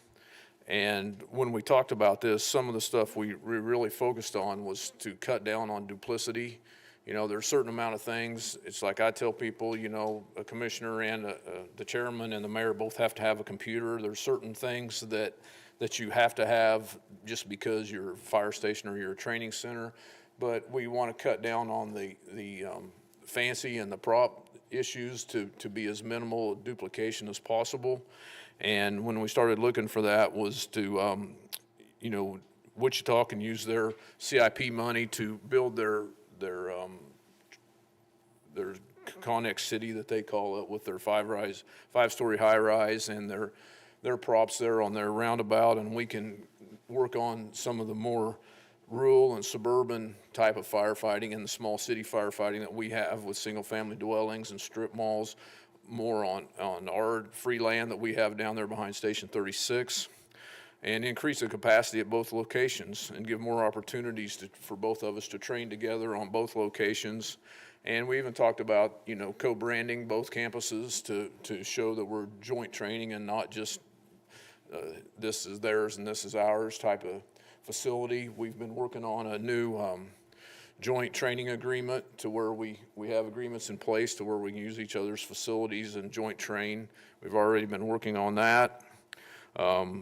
As you say, there's many things that we do that are similar, but there's many things that we do that are separate. Wichita needs high-rise training more so than we do.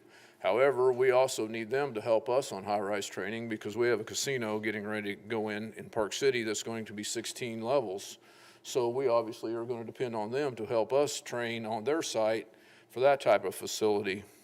The other thing we work out a lot is out in the rural environment, we do a lot of tender operations, and Wichita co-responds with us out into those locations, and they also have to train with us onto those type of locations. So that's where we're talking about having separate campuses, but keeping them to where they're specialized, but not no duplication as much as we can avoid.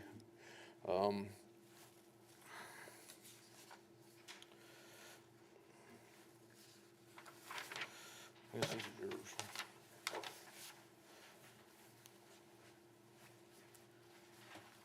And like the chief said, we're two different departments with the same department. So there are some things that we share in, we both have core firefighting skills that we have to be proficient in. Those are things that we have to do.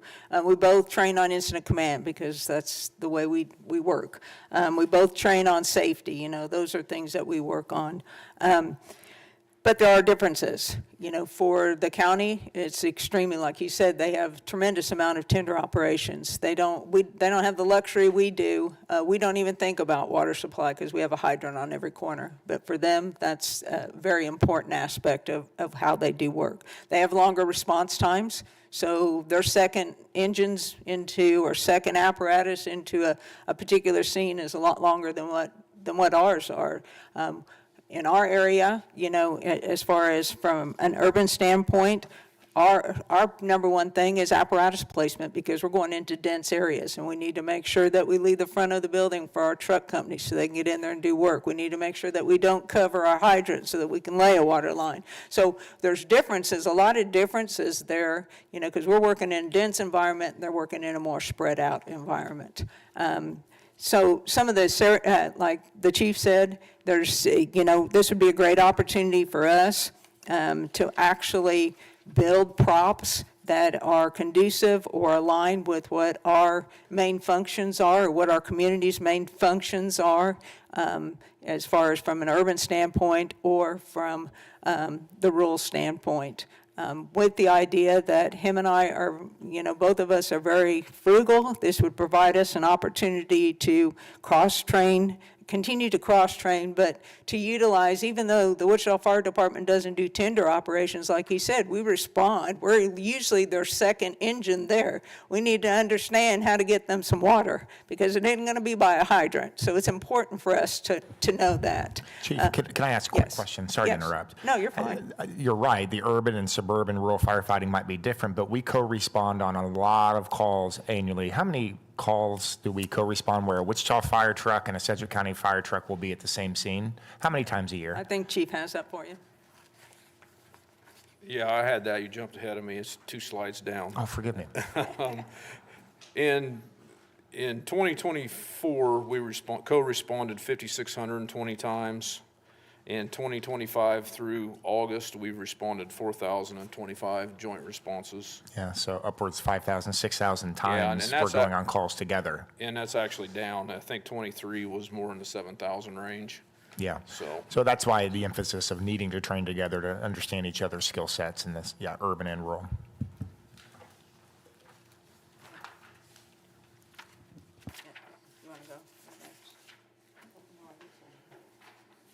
So when we started, that's yours. Yeah, that's fine. This is just depicting what our Connex Village props will look like. That's kind of what we're looking to build in the roundabout. Yep, there you go. And as far as on our side, we were, doing some separate things, and we're looking more of building the burn props. So it would be like a 2 or 3 story farmhouse style of prop, and just a single family small home that would set back off the road where we have to deploy lines a long ways and do tender shuttles. The other stuff we're looking at is grain silo type of rescue props, and also structural collapse props. One of the neat advantages we do have with the individual that donated the land to us is he has 30 some acres down there. He's offered us but 5 up to 10, and he stores construction materials on his site down there around us, and so he has offered us up type of drain tunnels or broken up concrete or dirt or stuff for us to use for trench rescue and structure collapse rescue. And so that is one of the nice advantages we do have.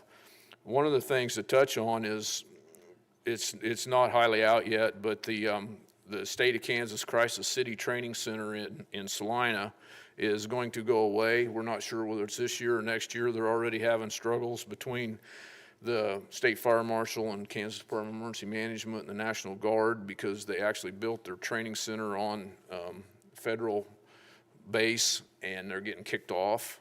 So the state of Kansas and the Crisis City, where we've done all of our trench rescue, and not trench rescue, but structural collapse rescue, and a lot of the other training that we've done over the past 10 or 12 years, is going to go away, and that's going to be lost. And we're hoping that we can build some of that on our side and use the materials that's readily available with our neighbor's business that he's offered to help us with. So we do have that advantage on our site, and once again, we're trying to stay away and do as little duplication as possible.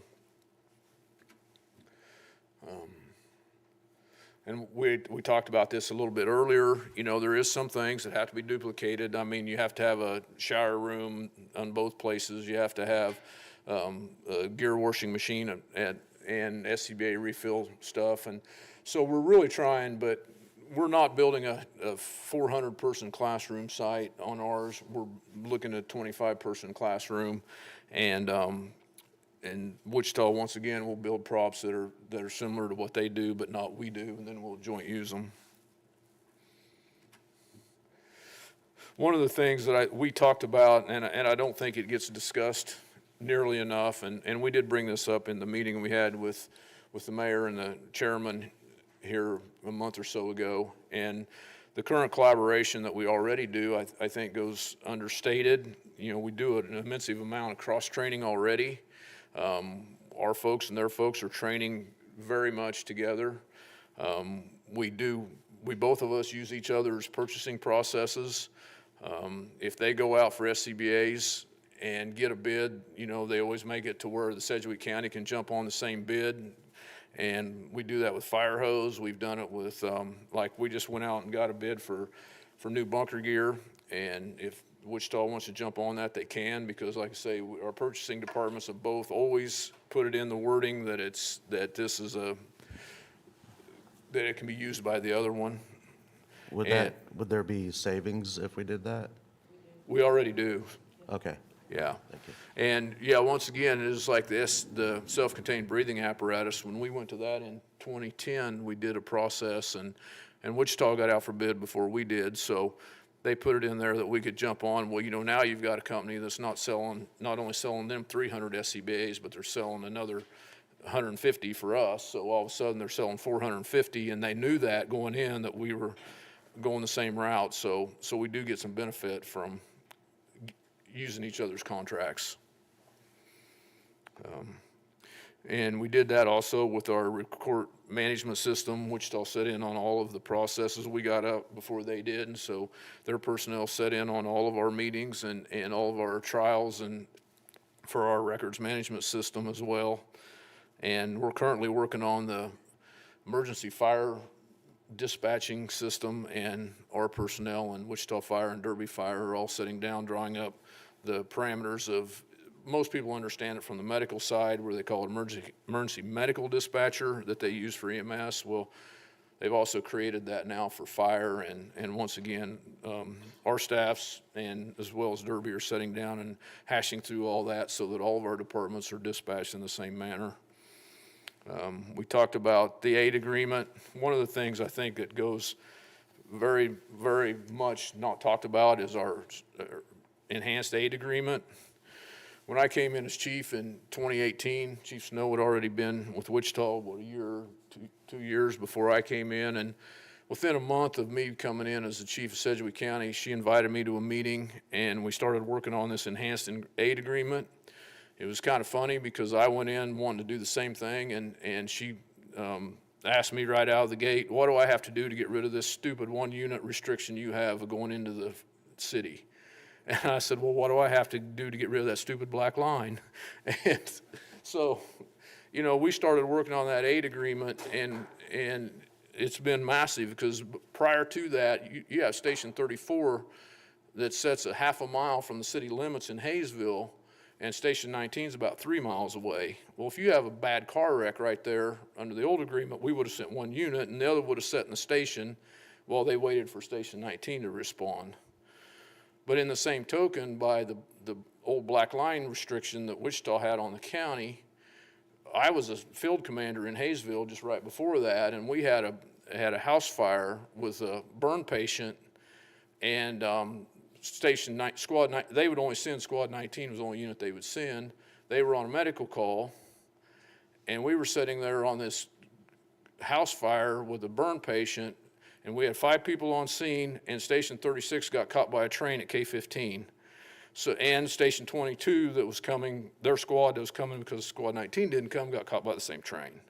So we sat there, and that Station 19 engine was 3 miles down the road, was sitting in quarters, not responding because of the stupid agreements that we had prior.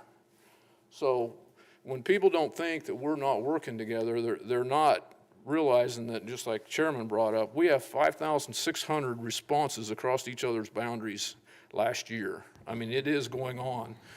Chief Snow mentioned it. You know, we circle the city. Wichita's station is always going to be closer than our second station almost every call. And them getting their second engine, the second engine on our scene 3 to 4 minutes ahead of where we would do it without that agreement is huge. I mean, so the collaboration's going on. It's just we don't talk about it, and and it's not advertised. So I think that was one of the things that did come out of our meeting was I think that some of the people didn't realize how much the collaboration already goes on. Real quick question on that, maybe for Chief Snow. Was this covered in the labrum study? The labrum study?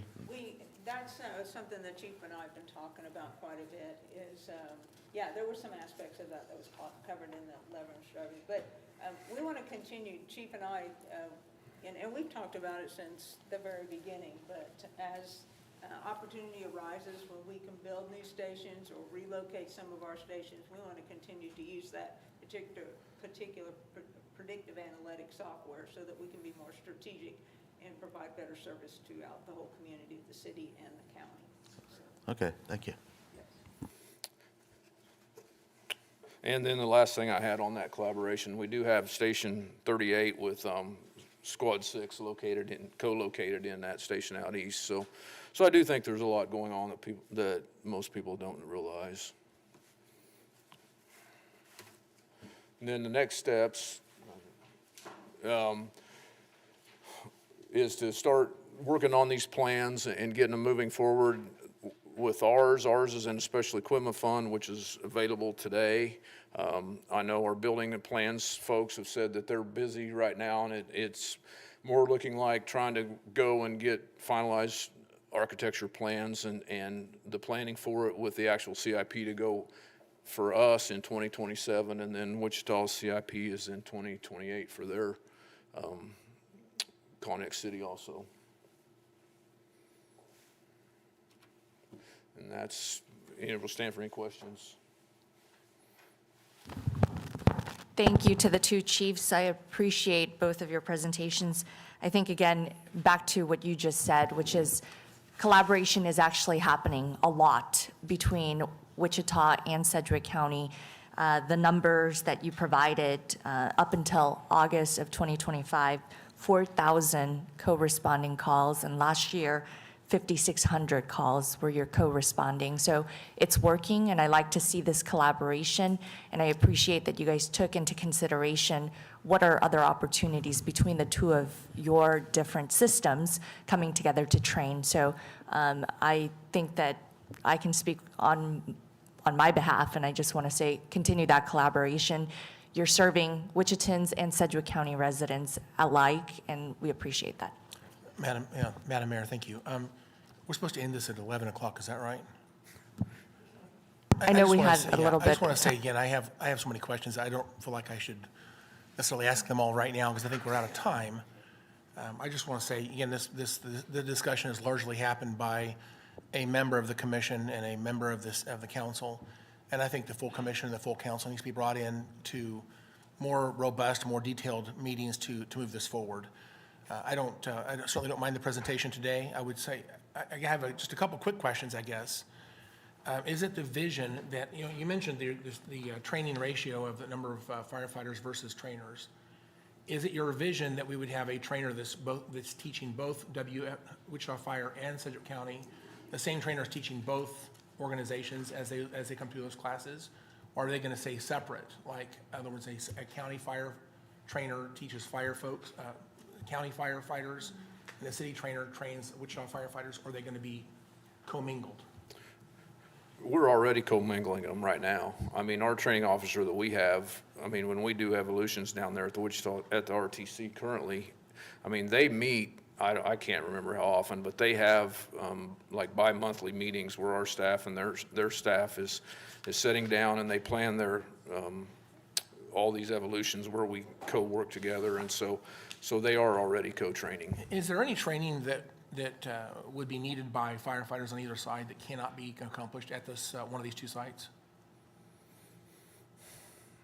Right now, the biggest challenges we have that is in our rescue training probably is the one that is the hardest challenge. I mean, But you plan on doing some training aids at the new site for that purpose, and so once that's we do for completed- the ground level stuff, but as far as, and we can go to RTC for our high angle stuff for their tower.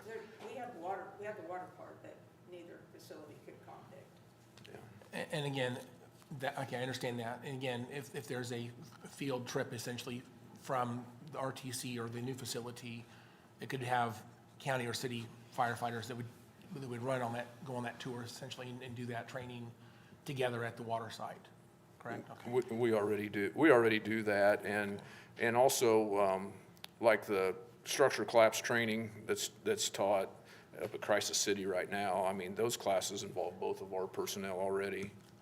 I'll say this, again, I don't want to spend much time on this, but when we did the Law Enforcement Training Center, there was a secondary interlocal agreement that dealt with the issue of fire training between city and county at the RTC. It hasn't really done what I think it was intended to do. So I'll just make the point that back in May the 17th of 2016, this was a discussion. We did have an agreement with Wichita for joint training. And again, I think that we have not done what the vision was for that at the time. It is, I think the more we train together, this is certainly a win. I think we should do that. One thing I regret about the LETC is that we never did install a firing range for the LEOs. Okay, we talked about it, didn't think we could afford it. If we're going to build a building, again, rather than calling this a fire training center, I'd almost rather call it a public safety training center. And maybe we should add the firing range for the LEOs at that site. Could be in the basement, could be on the site perhaps. But I think there's an opportunity for us to go back and fix that error. That we should be talking about that. We don't have, Lake Afton is great for the county to go out there and do the training out there, but it's not close by, and I think that we ought to have our own facility that's owned by government that's much more convenient and available here. So I'll just throw that out there. I think that's a lost opportunity. I have so many more questions, but I'll wait till we get to a county meeting for me to ask my other questions. Thank you. Thank you again, the two chiefs. I see no further questions. Thank you. I know that we had commissioners and council members that wanted to add additional comments, so I will open it up for any topics. I know that we're going to come together next year 3 times for en bancs, and so I would like to hear from council members and commissioners. Madam Mayor, thank you. I do want to raise one issue that I think it's important to the city council to know what's going on, and the county is very aware because we've had multiple discussions about this, but just a real quick brief history. Back in 2016, the legislature passed what's called Senate Bill 367. It was a juvenile justice, the entire code for the Kansas law that deals with juvenile justice was completely reformed in 2016. It was done by Russ Jennings. He's since passed. He's no longer living, and the other person that did that primarily was Blaine Finch, and he's still very active in the legislature. He's not a legislator, but he is a lobbyist. What that intended to do was, back in the day, we had more than 500 group home beds for criminogenic youth. And there was a belief back then that we were overcharging, over-incarcerating, over-convicting juveniles for essentially petty crimes. And so they wanted to rewrite the juvenile justice code with that in mind. It was also believed that community-based programming could largely replace what we had been doing. And so it was recommended by NCSL. There was other places in the country that were doing this. And so there was a lot of concern about changing the code entirely, but nevertheless, it went forward, and they wanted to give it about 5 years to see the implementation before any changes would be made. That implementation after 5 years would have been about 2021. Here we are, 2025, and I would tell you that the consequences of 367 has had a dramatic impact on the Wichita. And what I mean by that is we've had an enormous number of juveniles in this city that have been caught with handguns and are committing violent crimes. And you wonder what I hear politicians, all of us, have tried to answer the question, what are we going to do about this? And we don't know. We say, well, we need more mentorship programs, we need better parenting, we need whatever. But no one has really addressed the fact that we have some history here that actually is partly to blame for what is going on in Wichita. And so we have a House bill. I've had meetings all the way back to 2020, group meetings regarding the consequences of 367. And we've had, at those meetings, I've had roundtable meetings, we've had judges, district attorney, law enforcement, like the sheriff, for example. We've had corrections staff, legislators all come together at those meetings since 2020. Last year, we had several meetings. There was one on January the 10th of 2025, actually right before the session began. There was also one on November 26th of last year. They came up with, I think, 5 initiatives that needed to be addressed as soon as possible.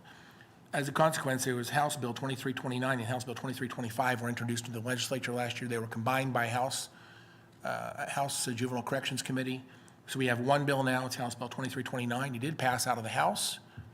It is now waiting for the Senate to do its action, and Senator Kelly Warren, the chair of the Senate Judiciary, I hope that she will take this up this next year. We have been working on trying to find some way to address some of the concerns in the bill.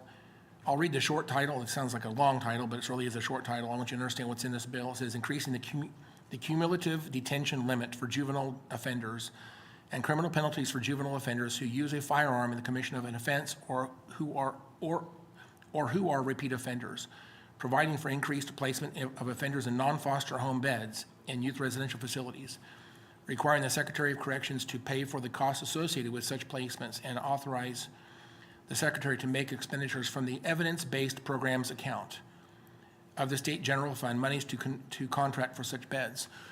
Because of 367, there may be 60 million or more dollars that have been saved as a consequence, and there's been a repeated effort by legislators to sweep those funds rather than using those funds for things like these group homes. In fact, in 2018, they essentially outlawed group homes in the state of Kansas. We have not had any group homes since 2018 as a consequence. And right now, there's not a single criminogenic bed in the state of Kansas. So when you say what happens to a youth that can't go home for some reason, they're not completely convicted of a violent crime, what do you do? Well, we return them back to home. If that doesn't work, then they go to foster care. we have decimated our foster care system in the state of Kansas as a consequence of placing criminogenic youth into the foster care system. You wonder why these kids, these especially older kids, are running away from Ember Hope or other foster placement agencies in the state of Kansas, or why they're spending the night in these offices. This is the reason why. It is a very complex problem. 367 had a direct impact on that issue. We are using the children in need of care policy to handle the criminogenic medium to high-risk youth juveniles that have essentially committed crimes in the city and state. The problem is we can't reasonably charge them and convict them, and there's no consequences. I see that our law enforcement folks have left. Stephen Stonehouse is still here. Thank you for your presentation earlier, Steve. If you were to ask him, I asked him just before this meeting began today, how many youth last year were booked into JIAC in possession of a handgun? By the way, I'm a huge Second Amendment supporter. I love the Second Amendment. I carry a gun most of the time. I'm on the board of directors of the Kansas State Rifle Association. This is not about law-abiding citizens having access and being well-trained to use and possess firearms. This is about juveniles getting access on stolen guns and using them in the city. How many of our youth were booked in JIAC last year in possession of a handgun? By the way, they're booked because they're usually not caught just because of the handgun. They're caught because they did something else. There's some other crime involved, and they're booked into JIAC in possession of a handgun. Let me give you the answer. The answer was 200. So you wonder why we have a problem in Wichita. And everyone's been talking about the escalation of this type of case, where juveniles are caught with guns, shooting guns, all kinds of things are happening, people getting shot, people getting killed. We had 5 youth just this year alone, 5 youth that have either been killed or have been charged with murder in Wichita this year because of handguns. We have had, I don't know how many, there's so many stats I could give you guys.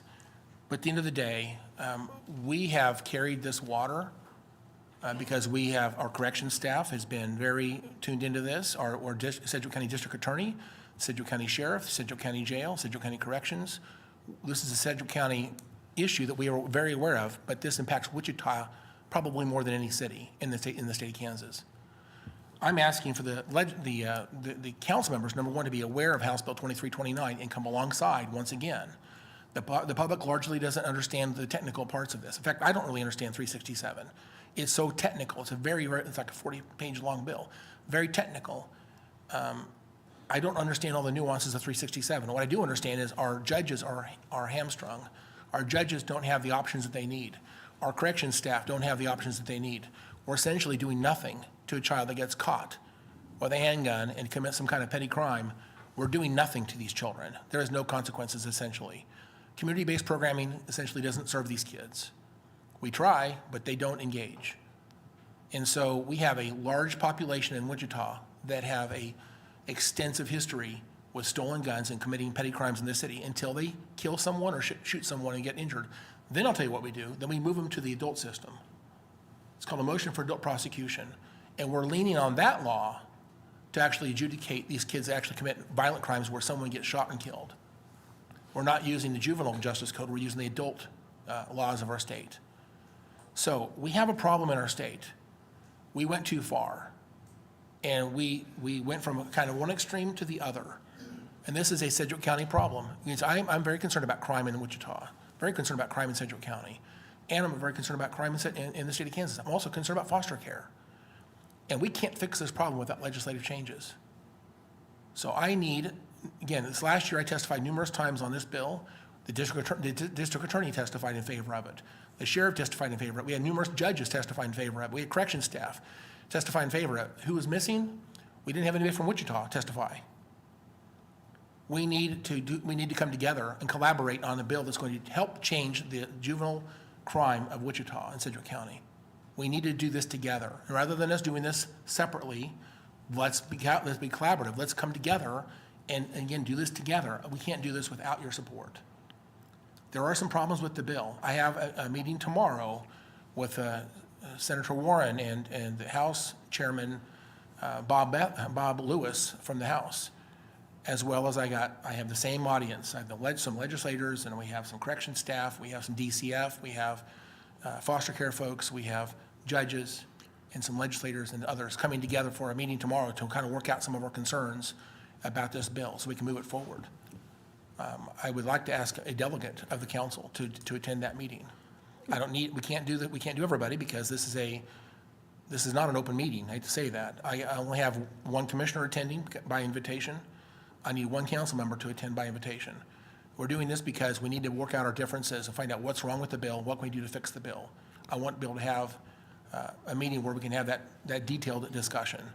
And so I'm asking for, by invitation, a delegate of the city council to attend that meeting tomorrow. It'll be from 10:30 to 1:30 tomorrow. Thanks. Commissioner, I had one question. Senate Bill 367 you were referring to, my understanding of that at the time was the savings from shutting down YRC2s was supposed to go into more preventative programming, and that now multiple governors have not funded that at the level it should, nor the legislature. So do you think that actually putting the money that you just referenced, I think you said about $60 million, going into prevention programs would actually help give these young people more opportunities for success, and judges the ability to say, hey, we'll put you in this program. You don't have a choice to do that. To answer that question, again, we can only basically, since we're not convicting these children, there is no actual punitive sentence. We basically enroll them into a community-based program, and they should participate. Many of them don't. Let me just say this, 367, probably 75% positive, 75% successful. Just very anecdotal, 25% doesn't work. There's many of these kids, especially these more difficult children, minors, that are not engaged in the community-based programming. And again, there's no other consequence. We can't suddenly adjudicate these kids for a crime because the bill doesn't really give us that latitude. The judges are frustrated. The district attorney is frustrated, his staff. Our hands are tied. And again, 367 did provide the funding for those programs. The legislature has been very chintzy on funding those programs. They've not done what they should do. They need to put more money into those. Yet they have swept the funds. They're arguing that this bill, again, does create between 35 to 45 criminogenic beds for the placement options. If you ask anybody in the state about what are you going to do with this very, very difficult kid who really can't go home, what do you do with these kids? Rather than put them in foster care, they need to have a place to put these kids. We need a bed designed for that criminogenic youth. And so this bill does provide between 35 and 45 beds statewide. It's not back to 500. We don't want to, again, return to the days before 367 was passed. But we went too far. And I think everybody understands that. So there is money in the system to fund the things we need. And you're right, we should put more money of that towards the community-based programs. We have some money that comes to the county for those programs. We have a number of programs that we operate. They start up, and some of them are more successful than others. Every year we have Dr. Moreland comes and gives us a report about these programs. And we grant some of this money to those programs to fund them. But there's certainly not enough of those programs, and they're certainly not effective in every case. And therein lies the problem. We have kids right now that are literally shooting a gun out the window at 4 o'clock in the morning from a stolen car and a stolen firearm, and nothing happens.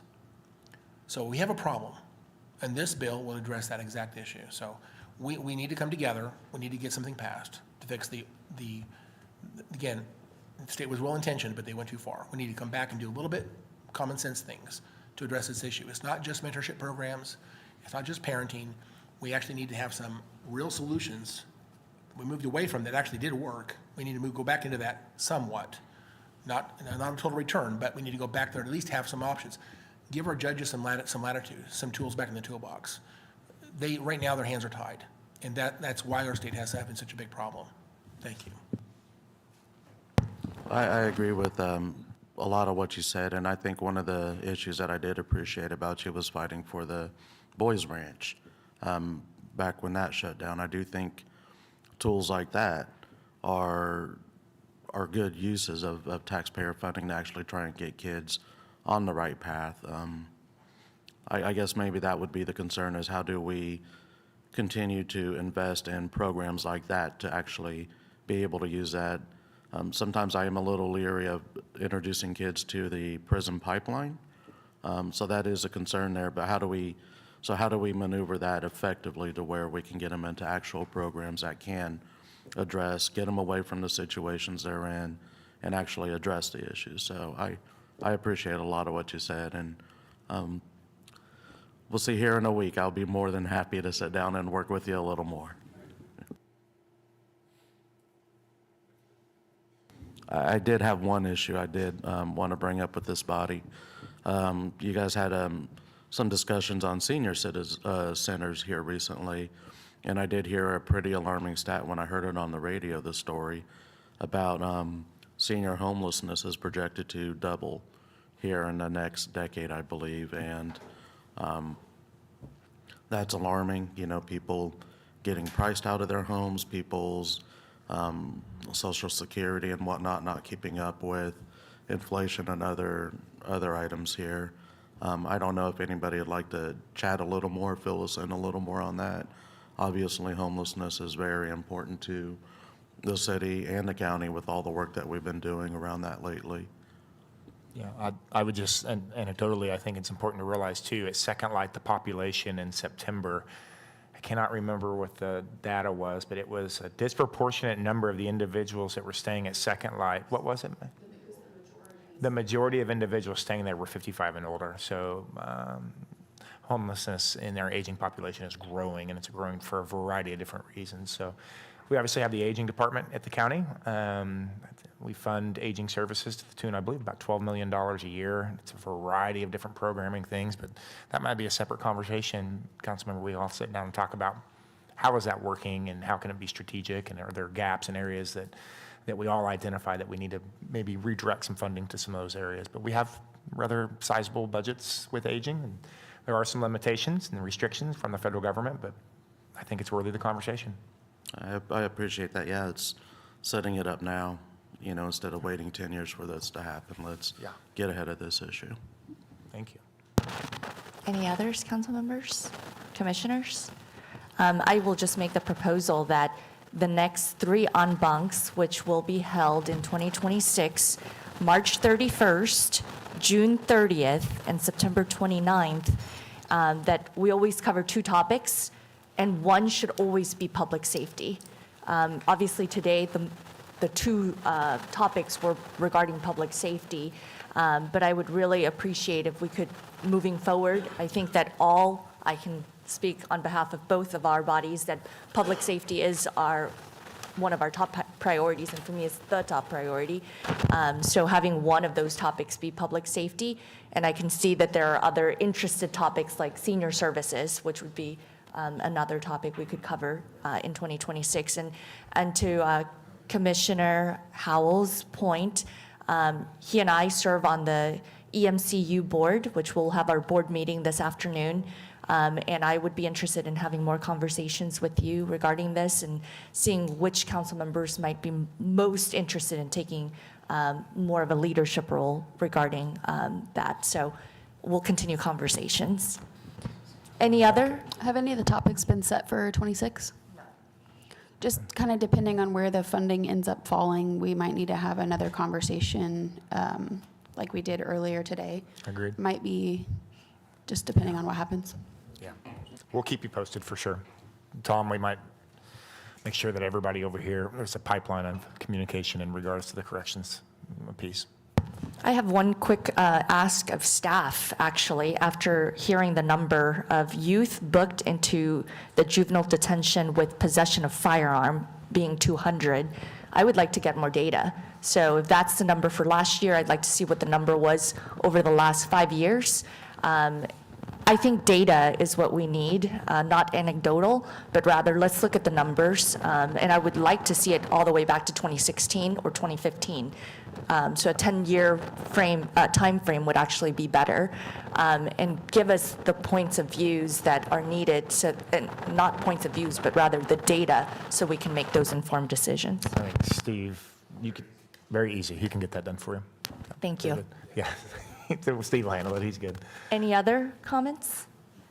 With that, I just want to say again, thank you very much to the commissioners for coming over to City Hall and having these really informative workshops. I believe that these are workshops where we're having these conversations. This collaboration is needed. I thank my council members for having the questions and also the insight into many of these conversations. And thank you to the staff at the county and at the city for continuing to gather us together with these en bancs and keeping it organized. And so Chairman Beatty, thank you very much for your leadership as well. I really do appreciate having these conversations because they're much more in-depth. And not only are they in-depth, I like the data. And I think that's how we need to perform, based off of data and make decisions based off of what is actually happening. And I think when you look at the data, you can be sans emotions, but really look at what is actually happening. And so I appreciate more of this data, looking at the formulas, as well as how the number of co-responding calls to the number of individuals who are being arrested due to possession of firearms. All of this is data, and I think that that's what we need to be more focused on. So thank you very much. Okay, thank you. You're a gracious host as always. We appreciate everybody. Steve, Lori, fire chiefs, thank you. It's time for lunch. Stand adjourned.